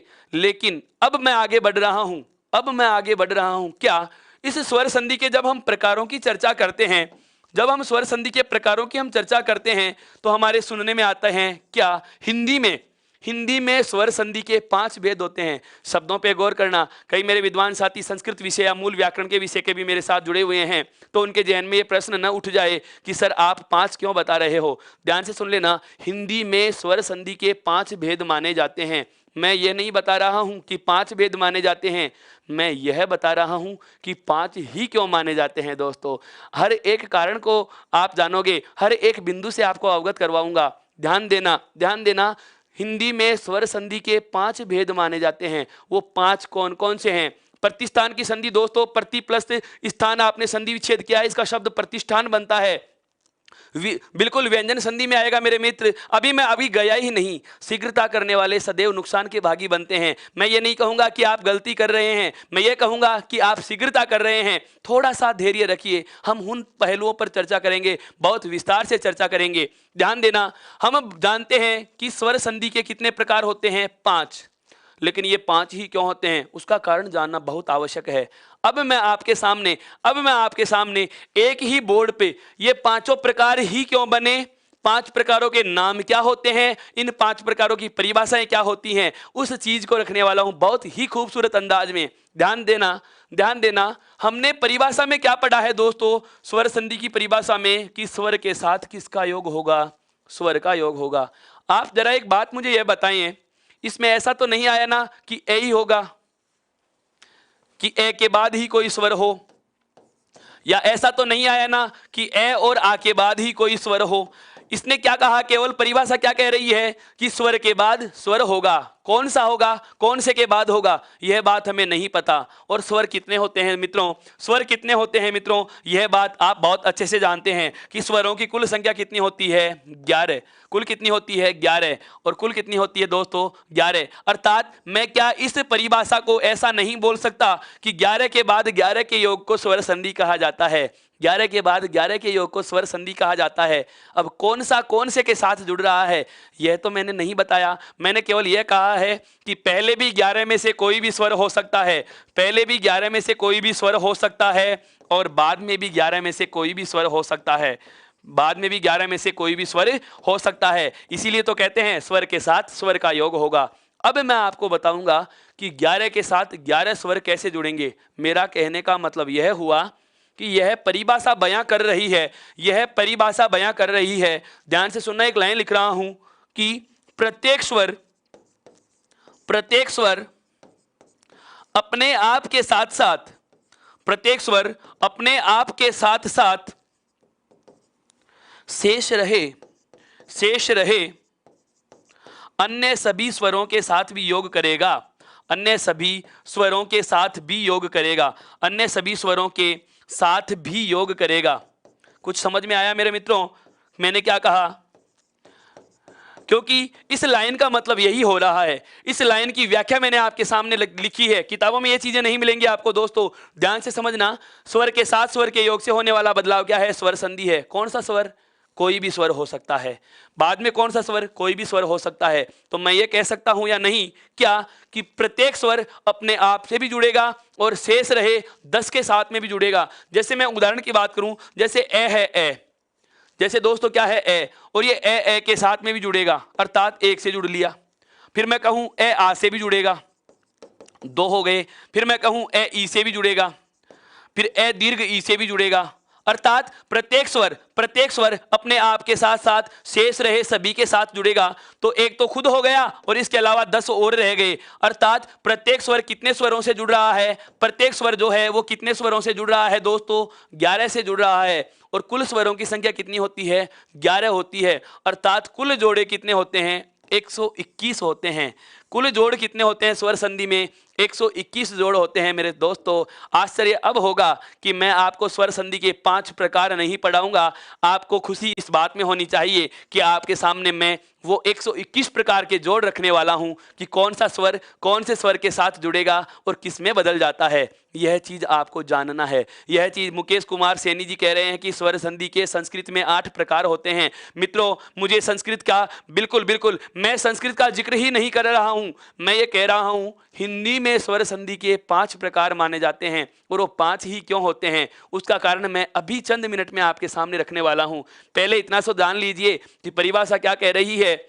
परिभाषा क्या कह रही है कि प्रत्येक स्वर के साथ प्रत्येक स्वर का योग होगा। हर एक स्वर अपने आप के साथ शेष रहे अन्य सभी स्वरों के साथ योग करता है। और इस प्रकार से 11 स्वर एक स्वर जो होता है वो 11 बार योग करता है। और कुल योग 121 होते हैं। वो कैसे बनते हैं, 5 प्रकार, 121 प्रकार के जोड़ जो हैं वो कुल 5 प्रकारों में समाहित हो जाते हैं। ये सारी चीज हमें समझनी है। एक बार इसका यदि आप स्क्रीनशॉट लेना चाहें दोस्तों अपने अध्ययन की सरलता हेतु तो ले सकते हैं। फिर मैं आगे की बात आरंभ करूंगा मित्रों।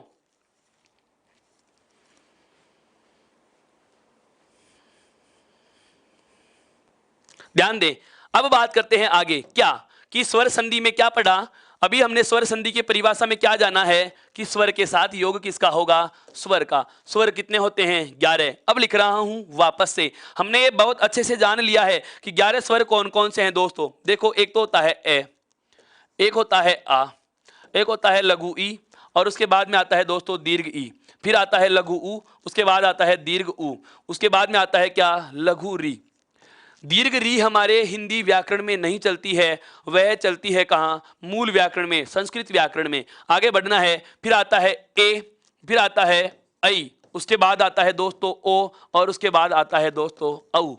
अब आप कमेंट करना बंद कर दीजिए, एक भी कमेंट करना बिल्कुल बिल्कुल कमेंट करना बंद कर दीजिए दोस्तों। मैं आपको कुछ लाइनें बताऊंगा, उसके बाद मैं आपका थम्स अप मांगूंगा, उस समय आप जवाब देना कि समझ में आया या नहीं, ताकि मैं मेरी शैली को थोड़ा सा बदल सकूं या वही चलने दूं। जरा सुनना गौर से, मैंने क्या कहा कि प्रत्येक स्वर के साथ योग करेगा, प्रत्येक स्वर के साथ योग करेगा, अर्थात हर एक स्वर खुद के साथ, हर एक स्वर खुद के साथ शेष रहे 10 से जुड़ेगा। हम जोड़ना आरंभ कर रहे हैं दोस्तों। अब आपकी नजर केवल और केवल मोबाइल स्क्रीन, कंप्यूटर और लैपटॉप स्क्रीन पे होनी चाहिए और आपके कान अलर्ट रहने चाहिए। आप अब कीपैड से खेलना बंद कीजिए दोस्तों। मैं बार बार कह रहा हूं, ध्यान से सुनना यह वाली बात। साहित्य भी पढ़ाऊंगा सागर जी, साहित्य भी पढ़ाऊंगा मैं, बिल्कुल साहित्य भी पढ़ाऊंगा। जो टाइम का सेशन होता है उसमें 1 मिनट भी उत्कर्ष परिवार की ओर से आपको फ्री नहीं दी जा रही है।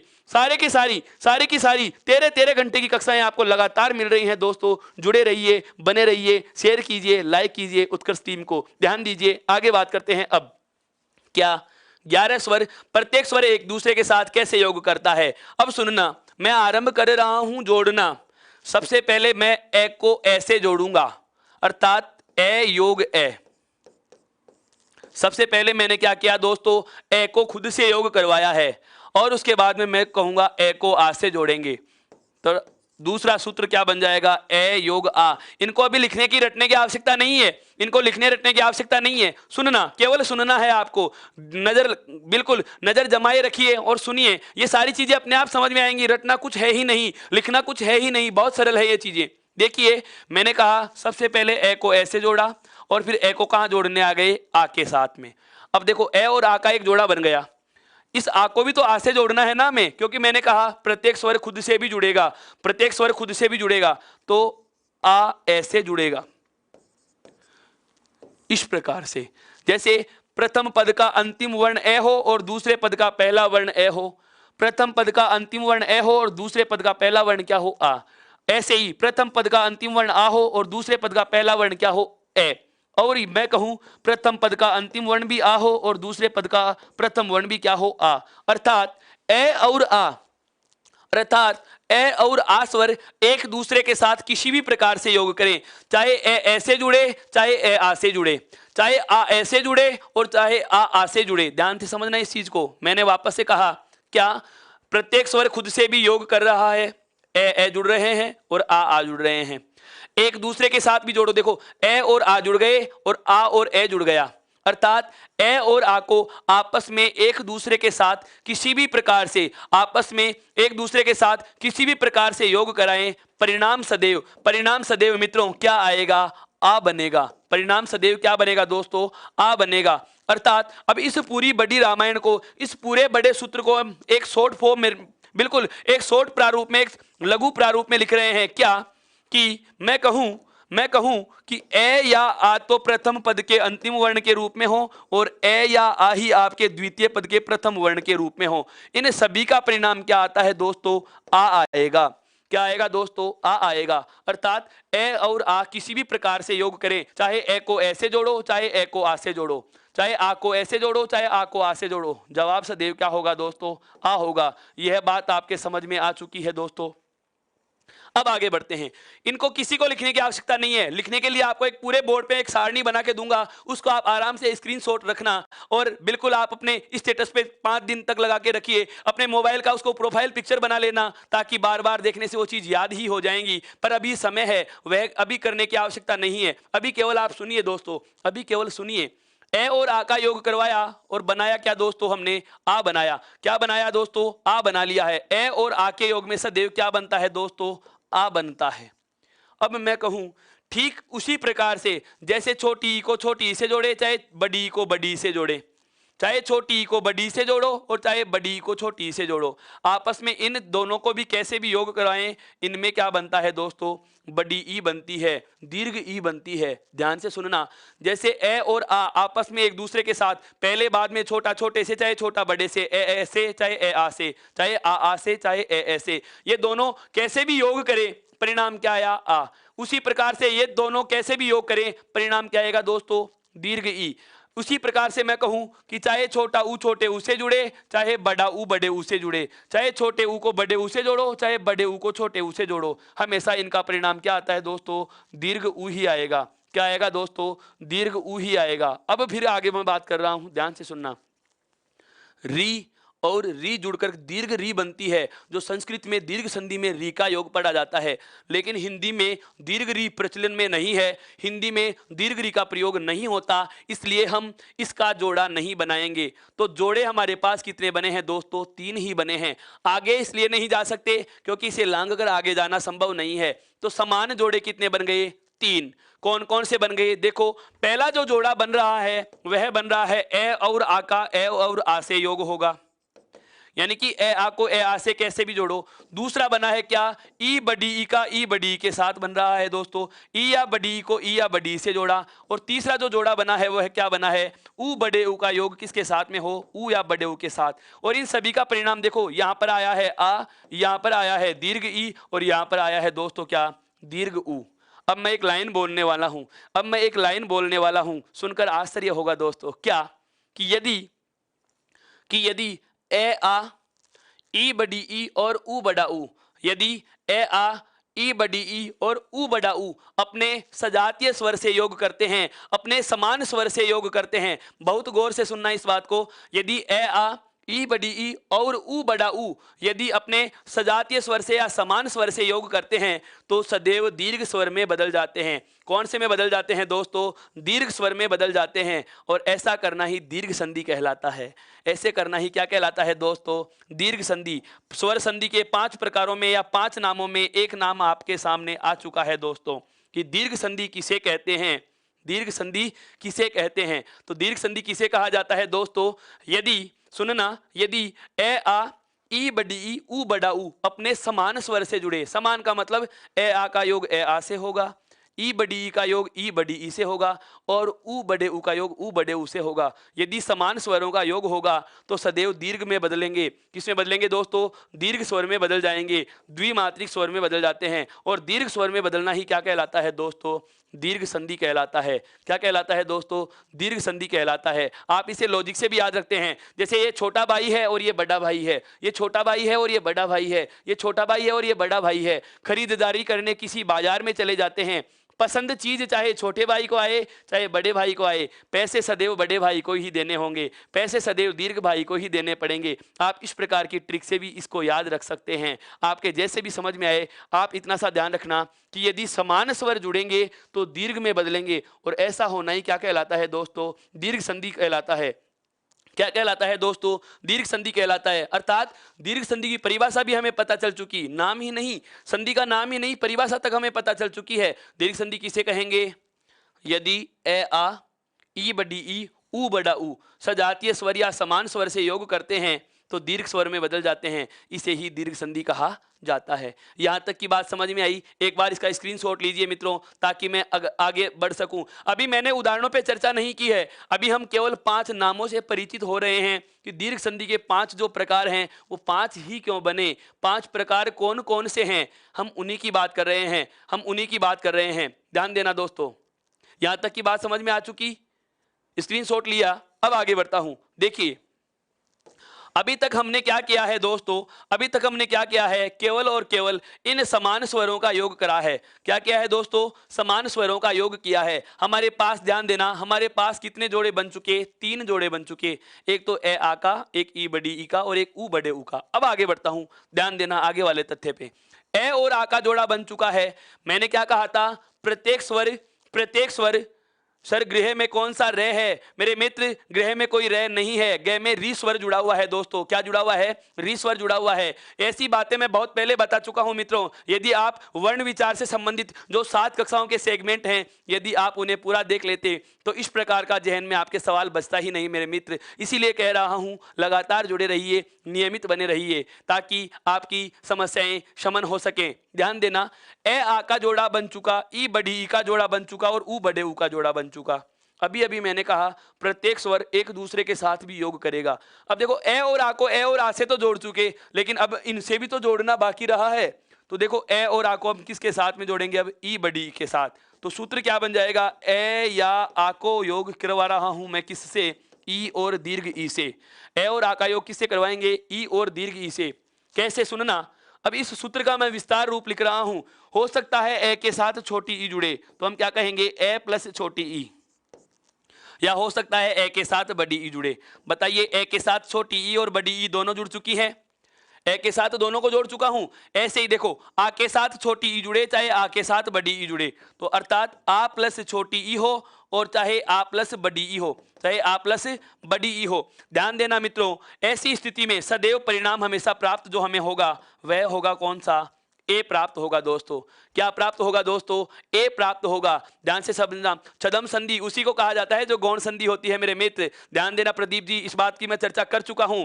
ध्यान दीजिए, ए और आ का योग ई बड़ी ई के साथ में यदि करना हो, ए आ का योग ई बड़ी ई के साथ यदि करना हो, तो चाहे ए का योग छोटी ई से हो चाहे बड़ी ई से हो, चाहे आ का योग छोटी ई से हो चाहे बड़ी ई से हो, परिणाम हमेशा क्या प्राप्त होगा, ए। अर्थात मैं कहूंगा ए और आ ई और बड़ी ई से जुड़ते हैं तो क्या बनता है दोस्तों, ए बनता है। क्या बनता है दोस्तों, ए बनता है। फिर आगे की बात कर रहा हूं, फिर आगे की मैं बात कर रहा हूं, ध्यान देना। ए और आ को ई बड़ी से जोड़ लिया, अब जोड़ेंगे ऊ बड़े ऊ से। तो जब ए और आ ऊ और बड़े ऊ से जुड़ते हैं, देखिए चाहे ए को छोटे ऊ से जोड़ो चाहे ए को बड़े ऊ से जोड़ो, चाहे आ को छोटे ऊ से जोड़ो चाहे आ को बड़े ऊ से जोड़ो, मित्रों बनता है ओ। क्या बनता है मित्रों, ओ बनता है। क्या बनता है दोस्तों, ओ बनता है। ध्यान देना, यह चीज बार बार समझ में आएगी, बहुत अच्छे से समझ में आएगी। ए और आ का योग ई बड़ी से होता है तो क्या बनता है, ए। ए और आ का योग ऊ बड़े ऊ से बनता है तो क्या बनता है, ओ।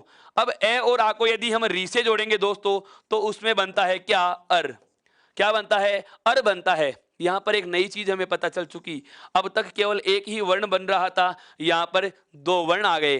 ध्यान देना है मित्रों, क्या चीज याद रखने की है, चाहे संधि स्वर हो, चाहे संधि व्यंजन हो, चाहे संधि विसर्ग हो, चाहे स्वर संधि पढ़ो चाहे व्यंजन संधि पढ़ो और चाहे विसर्ग संधि पढ़े, हमें यह चीज हमेशा ध्यान रखनी है कि यदि विकार रूप में व्यंजन वर्ण बना रहे हैं, यदि विकार रूप में व्यंजन बिल्कुल बिल्कुल यदि विकार करके व्यंजन वर्ण बना रहे हैं तो बनने वाला व्यंजन सदैव स्वर रहित होता है। यहाँ पर ये रेवर्ण हल चिन्ह के प्रयोग के साथ लिखा जाएगा दोस्तों। यहाँ पर ये रेवर्ण जो है इसके हल चिन्ह लगा हुआ है दोस्तों, यह बात आपके दिमाग में सदैव रहनी चाहिए। तो हमने क्या जाना कि ए और आ यदि ई बड़ी से जुड़ते हैं तो क्या बनता है मित्रों, ए बनता है। यदि ए और आ ऊ बड़े ऊ से जुड़ते हैं तो मित्रों क्या बनता है, ओ बनता है। यदि ए और आ री से जुड़ते हैं तो क्या बनता है, अर बनता है। ठीक इसी प्रकार से आगे सुनिए, ठीक इसी प्रकार से आगे सुनिए, यदि ए और आ को ए आई से जोड़ा जाता है दोस्तों तो बनता है आई। क्या बनता है दोस्तों, आई बनता है। और यदि ए और आ को ओ और औ से जोड़ा जाएगा दोस्तों तो बनेगा मेरे मित्रों, औ बनेगा। क्या बनेगा दोस्तों, औ बनेगा। ध्यान से समझ लेना, ये चीज वापस से बता देता हूं एक बार। हमने ए और आ को ए और आ से जोड़ के तो आ बना लिया, वो दीर्घ संधि में हो चुका। किस में हो चुका, दीर्घ संधि में हो चुका। अब अन्य से भी तो जोड़ना था, तो देखो ए और आ को ई बड़ी से जोड़ा तो क्या बना, ए। ए और आ को ऊ बड़े ऊ से जोड़ा तो क्या बना, ओ। ए और आ को री से जोड़ा तो क्या बना, अर। ए और आ को ए आई से जोड़ा तो क्या बना, आई। और ए आ को हमने ओ औ से जोड़ा तो क्या बना, औ बना। जरा गौर कीजिए दोस्तों, ए और आ का स्वर ए और आ स्वर खुद से भी जुड़ चुका है दीर्घ संधि में, और अन्य भी सभी से जुड़ चुका है। जुड़ चुका है या नहीं, बिल्कुल जोड़ चुके हैं। ऐसे ही हम ई बड़ी को भी सबसे जोड़ेंगे, ऊ बड़े ऊ को भी सबसे जोड़ेंगे, री को भी सबसे जोड़ेंगे, ए आई और ओ औ को भी सबसे जोड़ेंगे। अब तक हमें क्या पता चल चुका है, क्या कि यदि ए आ के साथ में ई बड़ी ई जुड़ती है तो ए बनेगा, ए आ के साथ में ऊ बड़ा ऊ जुड़ता है तो ओ बनेगा, ए आ के साथ में री जुड़ता है तो अर बनेगा। और ये तीनों प्रकार दोस्तों, ये तीनों प्रकार जो होते हैं, ये तीनों प्रकार जो होते हैं दोस्तों, ये आपके होते हैं गुण संधि में। कौन सी संधि में होते हैं दोस्तों, गुण संधि में। ध्यान देना, स्वर संधि का दूसरा प्रकार हमारे सामने आ चुका है मेरे मित्रों। बिल्कुल, गुण संधि या स्वर संधि का जो दूसरा प्रकार है, किसे कहते हैं, गुण संधि किसे कहते हैं, परिभाषा सुनना। अब यहीं से मैं खूबसूरत तरीके से इसकी परिभाषा बना के बता रहा हूं, कैसे बनाते हैं परिभाषा सुनो। यदि ए आ के साथ ई बड़ी ई ऊ बड़ा ऊ व री का योग हो, यदि ए आ के साथ ई बड़ी ई ऊ बड़ा ऊ व री का योग हो तो ये क्रमशः ए ओ और अर में बदल जाते हैं। तो ये क्रमशः ए ओ और अर में बदल जाते हैं, उसे क्या कहा जाता है दोस्तों, गुण संधि कहा जाता है। और यदि ए आ के साथ में ए आई और ओ औ का योग हो तो ये क्रमशः आई और औ में बदल जाते हैं। इन्हें दोनों में अंतर देखिए, ए आई ऊपर मात्रा संकेत के रूप में हमने एक मात्रा बढ़ा दी है, हमने क्या कर दिया है, एक मात्रा ऊपर बढ़ा दी है। बाकी ये भी दो मात्राएं हैं, ये भी दो मात्राएं हैं, लेकिन यहां पर कोई मात्रा संकेत नहीं, यहाँ एक है, यहां पर एक और यहां पर कितनी हो गई, दो। अर्थात हमने ऊपर मात्रा संकेत बढ़ा के लिखा है, और बढ़ाने का जो नाम होता है दोस्तों, हम जानते हैं बढ़ाने का पर्यायवाची क्या होता है, वृद्धि। क्या होता है दोस्तों, वृद्धि संधि। अब ध्यान देना, स्वर संधि का तीसरा प्रकार भी आपके सामने आ चुका है दोस्तों। वृद्धि संधि किसे कहा जाता है, वृद्धि संधि किसे कहा जाता है, तो ध्यान देना, वृद्धि संधि की परिभाषा क्या होगी कि यदि ए आ का योग ए ऐ और ओ औ से होता है तो क्रमशः ऐ और औ में बदल जाता है। यदि ए आ का योग ए और ऐ से हो तथा ओ और औ से हो तो क्रमशः ऐ और औ में बदल जाना ही क्या कहलाता है दोस्तों, वृद्धि संधि कहलाता है। अब आप मुझे बताएं, अपना थम्स अप कीजिए कि आपको पता चल चुका है दोस्तों, क्या आपको पता चल चुका है दोस्तों कि ए और आ का योग सभी स्वरों के साथ कर चुके हैं। कैसे, ए और आ स्वयं से जुड़े दीर्घ संधि में, ए और आ ई बड़ी ई ऊ बड़े ऊ और री से जुड़ करके क्रमशः ए और अर बने गुण संधि में, ए आ को ए आई और ओ औ से जोड़ के बना लिया कौन सी संधि, वृद्धि संधि। यहां तक की बात मेरे मित्रों समझ में आ गई है तो एक बार थम्स अप कीजिए। ये शैली ही समझनी है दोस्तों, इसके बाद संधि में कुछ नहीं बचता, इसके बाद संधि में केवल उदाहरण रहेंगे, तो हम एक एक नियम को भी लेंगे और उनके उदाहरण भी लेंगे, वो बाद की बात है, केवल नामों से परिचय करवा रहा हूं मेरे मित्रों। बिल्कुल अगर आपके समझ में आ रहा है तो अपना थम्स अप कीजिए ताकि मुझे पता चलता रहे कि आप जागृत अवस्था में हैं। वेरी गुड, बहुत अच्छी बात है दोस्तों, मुझे खुशी है इस बात को जानकर कि आप लगातार मुझसे जुड़े हुए हैं दोस्तों। ये भरोसा ऐसे ही बनाए रखिए दोस्तों। आगे बढ़ूंगा मैं, अब आगे बढ़ूंगा दोस्तों। बिल्कुल, यदि आपने अपना थम्स अप टाइप कर दिया है तो एक बार इसका स्क्रीनशॉट लीजिए दोस्तों ताकि मैं आगे बढ़ सकूं। एक बार स्क्रीनशॉट लीजिए मेरे मित्रों ताकि मैं आगे बढ़ सकूं। अभी तक हमारे पास केवल 3 नाम आए हैं, अभी तक हमारे पास केवल कितने नाम आए हैं दोस्तों, 3 नाम आए हैं। वो 3 नाम कौन कौन से आ चुके, दीर्घ संधि कहां होगी, गुण संधि कहां होगी और वृद्धि संधि कहां होगी। बिल्कुल बिल्कुल, बहुत बहुत खुशी हो रही है मुझे ये जानकर कि आप मेरी बात और मेरी शैली को समझ पा रहे हैं दोस्तों। अब मैं आगे बढ़ता हूं, जरा ध्यान दें, बिल्कुल जरा ध्यान दें दोस्तों, ये चीज आज हमें पूरी करनी होगी। समय की भी अपनी सीमाएं होती है मेरे मित्रों, आप वापस से जुड़ जाइए।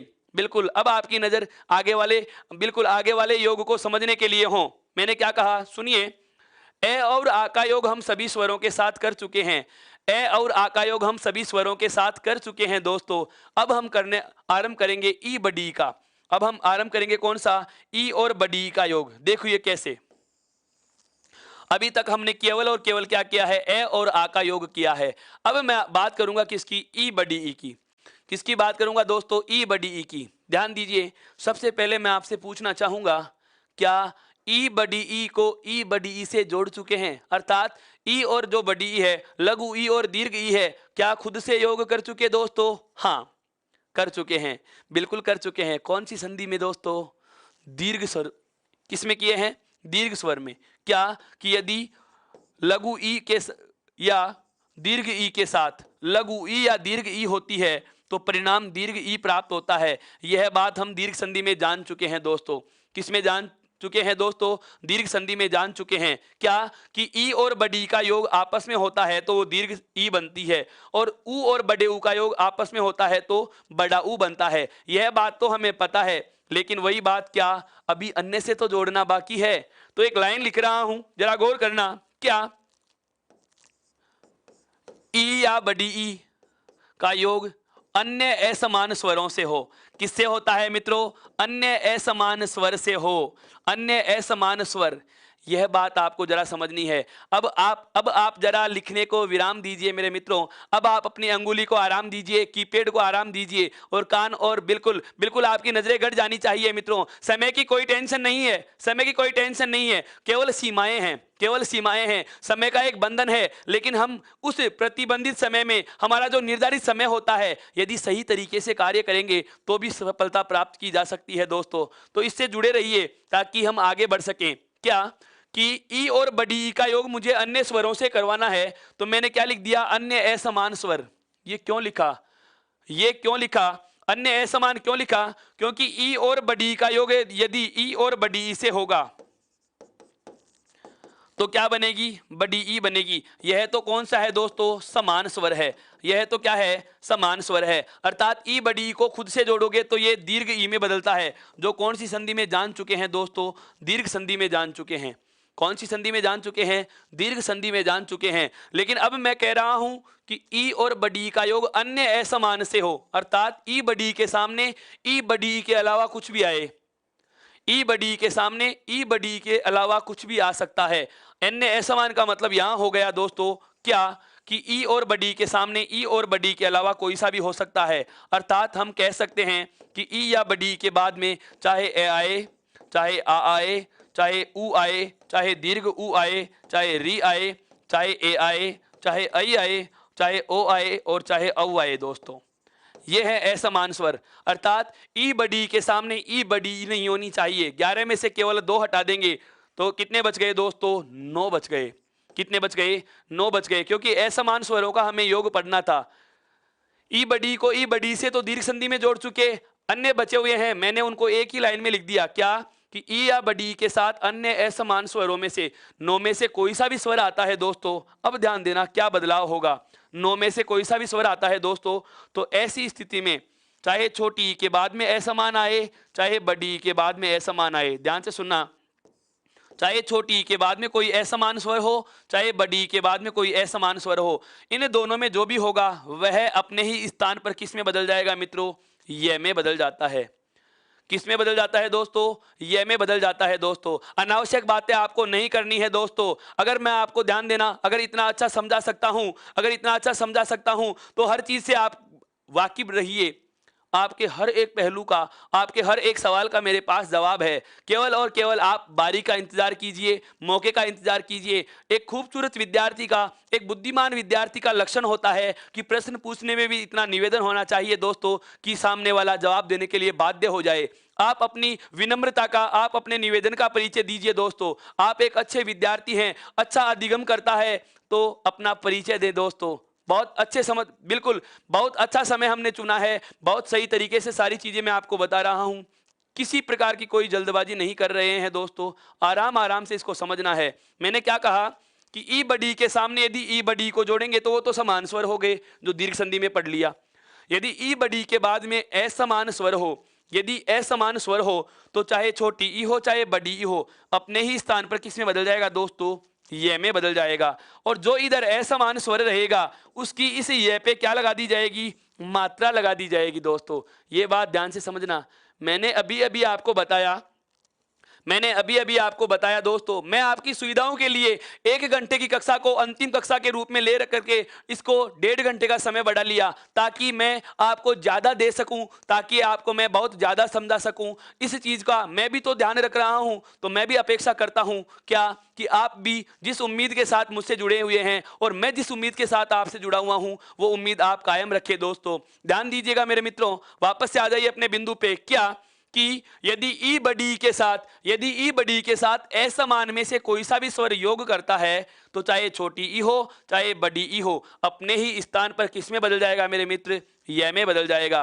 किस में बदल जाएगा दोस्तों, ये में बदल जाएगा। और जो भी आगे इन 9 में से जो भी स्वर होगा उसकी इस ये पे क्या लगा देंगे, मात्रा। क्यों, ताकि ये पूरा हो सके, ताकि ये पूरा हो सके। हमें अभी अभी पता चल चुका कि कोई सी भी संधि हो, चाहे यदि व्यंजन बनेगा तो वह आधा बनेगा, यदि व्यंजन बनेगा तो क्या बिल्कुल क्या बनेगा, आधा बनेगा। अभी मैं एग्जांपल्स की बात ही नहीं कर रहा, अभी मैं केवल संधि के नाम बता रहा हूं कि स्वर संधि के 5 प्रकार कौन से होते हैं मेरे भाई। उसके बाद हम बात करेंगे उस बिंदु पे। आप धैर्य तो रखिए, उदाहरणों पे तो गया ही नहीं मैं, उदाहरण तो आपके सामने रखूंगा तो आश्चर्य बहुत होगा। ध्यान दीजिए, पहले केवल नाम में ही आपको इतना मजा आ रहा है, तो सोचिए जब उदाहरणों के साथ इन बातों की हम चर्चा करेंगे तो कितना अच्छे से ये साथ बहुत अच्छे से क्लियर हो जाएगा दोस्तों। इसलिए बता रहा हूं, आराम से सुनो इसको, कि छोटी ई या बड़ी ई के बाद कोई भी असमान स्वर का योग होता है तो चाहे छोटी ई हो या चाहे बड़ी ई हो, अपने स्थान पर किस में बदलेगी दोस्तों, ये में बदल जाएगी। और जो भी असमान स्वर रहेगा उसकी क्या लगा देंगे, मात्रा।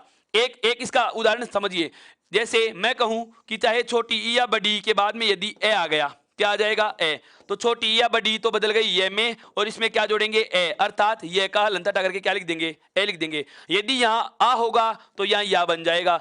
यदि यहाँ पर लघु ऊ होगा तो ये पे भी छोटे ऊ की मात्रा, दीर्घ ऊ होगा तो दीर्घ ऊ की मात्रा, यदि री होगा तो री की मात्रा। यह चीज हमें ध्यान देनी है दोस्तों। अब समझ में आ चुका कि मैं क्या कहना चाह रहा हूं। अर्थात जब लघु ई या दीर्घ ई के बाद असमान किसी स्वर का योग होता है तो ये अपने ही स्थान पर किस में बदल जाता है दोस्तों, ये में बदल जाता है। किस में बदल जाता है दोस्तों, ये में। और जो भी आगे असमान रहेंगे उसकी क्या लगा दी जाएगी दोस्तों, मात्रा लगा दी जाएगी। क्या लगा दी जाएगी, मात्रा लगा दी जाएगी। अब आगे बढ़ते हैं, अगला स्वर जो आता है कौन सा, ऊ और बड़ा ऊ। जरा बताइए दोस्तों, ई बड़ी का योग सभी से हुआ या नहीं। देखिए नो तो यहां जोड़ चुके हैं और दो खुद थे जो सजाती है, जो समान स्वर दीर्घ संधि में जोड़ चुके, अर्थात ई और बड़ी का योग भी 11 से हो चुका है। ई और बड़ी का योग भी 11 स्वरों से हो चुका है। अब मैं बात कर रहा हूं ऊ और बड़े ऊ की। अर्थात हमारा जो अगला नियम बनेगा, हमारा जो अगला नियम बनेगा वह क्या बनेगा, ऊ या बड़े ऊ के बाद असमान स्वर हो। क्या हो दोस्तों, ऊ या बड़े ऊ के बाद असमान स्वर होगा। तो चाहे छोटा ऊ हो चाहे बड़ा ऊ हो, जिस प्रकार से ई बड़ी ई ये में बदलती है, ठीक उसी प्रकार से ऊ बड़ा ऊ किस में बदल जाता है मित्रों, वे में बदल जाता है। किस में बदल जाता है दोस्तों, वे में बदल जाता है। और जो भी आगे असमान स्वर रहेगा उसकी भी यहाँ क्या लग जाएगी, मात्रा लगा लेंगे। ऊ बड़े ऊ के सामने असमान होना चाहिए। यदि समान स्वर आ जाएगा तो दीर्घ संधि होगी। यदि समान स्वर आ जाएगा दोस्तों तो कौन सी होगी, दीर्घ संधि होगी। वापस से सुन लेना, अभी मैंने क्या कहा, यदि ऊ और बड़ा ऊ आपस में योग करते हैं, यदि ऊ बड़ा ऊ आपस में योग करते हैं तो दीर्घ संधि होती है। समान स्वर से जुड़ेगा तो दीर्घ में बदल जाएगा, दीर्घ संधि में। अर्थात ऊ और बड़ा ऊ को खुद से तो दीर्घ संधि में जोड़ दिया और अन्य बचे हुए यहाँ पर कितने बचे, यहाँ पर भी 9। जैसे यहाँ पर ई बड़ी को छोड़ा था 11 में से, यहाँ पर ऊ बड़े ऊ को छोड़ करके 9 लिख देंगे। तो जो बचे हुए 9 हैं वैसी वाली कंडीशन में क्या होगा, ऊ या बड़ा ऊ जो भी होगा अपने ही स्थान पर वे में बदल जाता है। और जो भी आगे असमान रहेगा उसकी क्या लगा दी जाती है मेरे मित्रों, मात्रा लगा दी जाती है। अब आगे आता है कौन सा, री। आगे कौन सा आएगा, री। आगे कौन सा आ रहा है, री आ रहा है। अब बात आती है, देखो री को जब री से योग कराते हैं तो दीर्घ री बनता है, जो दीर्घ संधि संस्कृत व्याकरण में चलती है। लेकिन हिंदी में हम केवल और केवल इसका योग अन्य के साथ पढ़ेंगे। तो मैं क्या कहूंगा, तो अगला नियम हम क्या बोलेंगे कि यदि री के बाद अन्य असमान हो, क्योंकि समान स्वर होगा तो दीर्घ री होगी, यदि समान होगा तो दीर्घ री होगी, जो मूल व्याकरण या संस्कृत भाषा में पढ़ते हैं। लेकिन यदि री के बाद अन्य असमान स्वर आता है तो री अपने ही स्थान पर किस में बदल जाएगा मित्रों, रे में बदल जाएगा। और जो भी आगे असमान रहेगा उसकी इस रे वर्ण पे क्या लगा दी जाती है मेरे मित्रों, मात्रा लगा दी जाती है। कितनी क्या लगा दी जाती है दोस्तों, मात्रा लगा दी जाती है। अब एक बार इस पूरी बात को वापस से सुनिए, एक बार इस पूरी बात को वापस से सुनिए। हमने क्या जाना है यहाँ पर, हमने क्या जाना है दोस्तों, यहाँ पर हमने जाना क्या कि जिस प्रकार से ए और आ का योग, कि जिस प्रकार से ए और आ का योग आपस में और अन्य असमान के साथ हमने 3 संधियों में पढ़ा। ए और आ के साथ जुड़ते हैं दीर्घ संधि में। ए आ को ई बड़ी ई ऊ बड़े ऊ और री के साथ जोड़ा है गुण संधि में। ए आ को ए आई और ओ औ के साथ जोड़ लिया दोस्तों कौन सी में, वृद्धि संधि में। ठीक उसी प्रकार से ई बड़ी ई का खुद के साथ योग होता है दीर्घ संधि में, और असमान के साथ जोड़ के हमने क्या बना लिया दोस्तों, यह बना लिया है। क्या बना लिया, यह। ऊ बड़े ऊ का योग खुद के साथ होता है दीर्घ संधि में, और अन्य के साथ जोड़ के हमने क्या बना लिया मित्रों, वह बना लिया है। क्या बना लिया है, वह बना लिया है। री का योग खुद के साथ होता है दीर्घ री में, जो मूल व्याकरण या संस्कृत भाषा में दीर्घ संधि होती है, और अन्य के साथ जोड़ के हमने री का क्या बना लिया दोस्तों, रे बना लिया है। और इस प्रकार का ये बदलाव करना मेरे मित्रों कहलाता है कौन सा, यण संधि कहलाता है। क्या कहलाता है दोस्तों, यण संधि। ध्यान देना मित्रों, स्वर संधि का चौथा प्रकार मैं आपके सामने नाम लिख चुका हूं। क्या, स्वर संधि का चौथा प्रकार जो है, देखिए प्रथम 3 दीर्घ गुण और वृद्धि, ये तो ए और आ के जोड़ में ही हो चुके थे। अब ई बड़ी ई ऊ बड़ा ऊ और री के योग में हमने कौन सी संधि निकाल ली है, यण संधि। कौन सी निकाल ली है, यण संधि। अब बात आती है यण संधि की सर व्यवस्थित परिभाषा क्या होगी, यण संधि की व्यवस्थित परिभाषा क्या होगी। तो ध्यान से सुनना, यण संधि की परिभाषा क्या होगी मित्रों। तो मैं कहूंगा यदि ई बड़ी ई ऊ बड़ा ऊ व री के बाद, यदि ई बड़ी ई ऊ बड़ा ऊ व री के बाद असमान स्वरों का योग हो, ई बड़ी ई ऊ बड़ा ऊ व री के बाद असमान स्वरों का योग हो, तो ये क्रमशः ई बड़ी ये में ऊ बड़ा ऊ वे में और री रे में बदल जाता है। और जो भी असमान स्वर होगा उसकी मात्रा लगा दी जाती है दोस्तों। और ऐसा करना ही क्या कहलाता है? यण संधि कहलाता है। क्या कहलाता है? यण संधि कहलाता है। अर्थात हम री तक के स्वरों को सभी के साथ जोड़ चुके हैं। अब हमारे पास केवल 4 स्वर बचे हुए हैं दोस्तों। कौन से? ए, ऐ, ओ और औ। और ये चारों के चारों हम पढ़ेंगे। अंतिम प्रकार कौन सा है जो हमारे सामने? अयादि संधि का, जिसकी बात करेंगे हम अगले एपिसोड में। तब तक के लिए वापस से सुनना। यह चीज अगर आपके जहन में अभी भी समझ में नहीं आई हो तो दोस्तों एक बार इस वीडियो को थोड़ा सा रिवर्स करके भी आप देख सकते हैं। और यदि समझ में आ गया है, मेरे मित्रों समझ में आ गया है, तो भी आप इसको एक बार जरूर दोहरान करें ताकि ये चीज स्थायी प्राप्त हो सके। कल हमारी कक्षा यहीं से आरंभ होगी। बहुत अच्छे से ये चीज समझ में आ रही है दोस्तों। तो सबसे पहले इसका स्क्रीनशॉट लीजिए मित्रों। इसके बाद ध्यान से सुनना। ये चीज आपको बोर्ड का सारा मैटर आपको टेलीग्राम ऐप पर पीडीएफ फॉर्मेट में मिलेगा। और इसके नोट्स आपको ई उत्कर्ष ऐप पर ई बुक के रूप में मिलेंगे, जिसमें आप कुछ कंटेंट जोड़ भी सकते हैं, अपना पेपर भी बना सकते हैं, ऑब्जेक्टिव क्वेश्चन भी हल कर सकते हैं। तो अभी तक आपने यदि ई उत्कर्ष ऐप को इंस्टॉल नहीं किया तो उसको बिल्कुल तो उसको इंस्टॉल कीजिए मेरे मित्रों।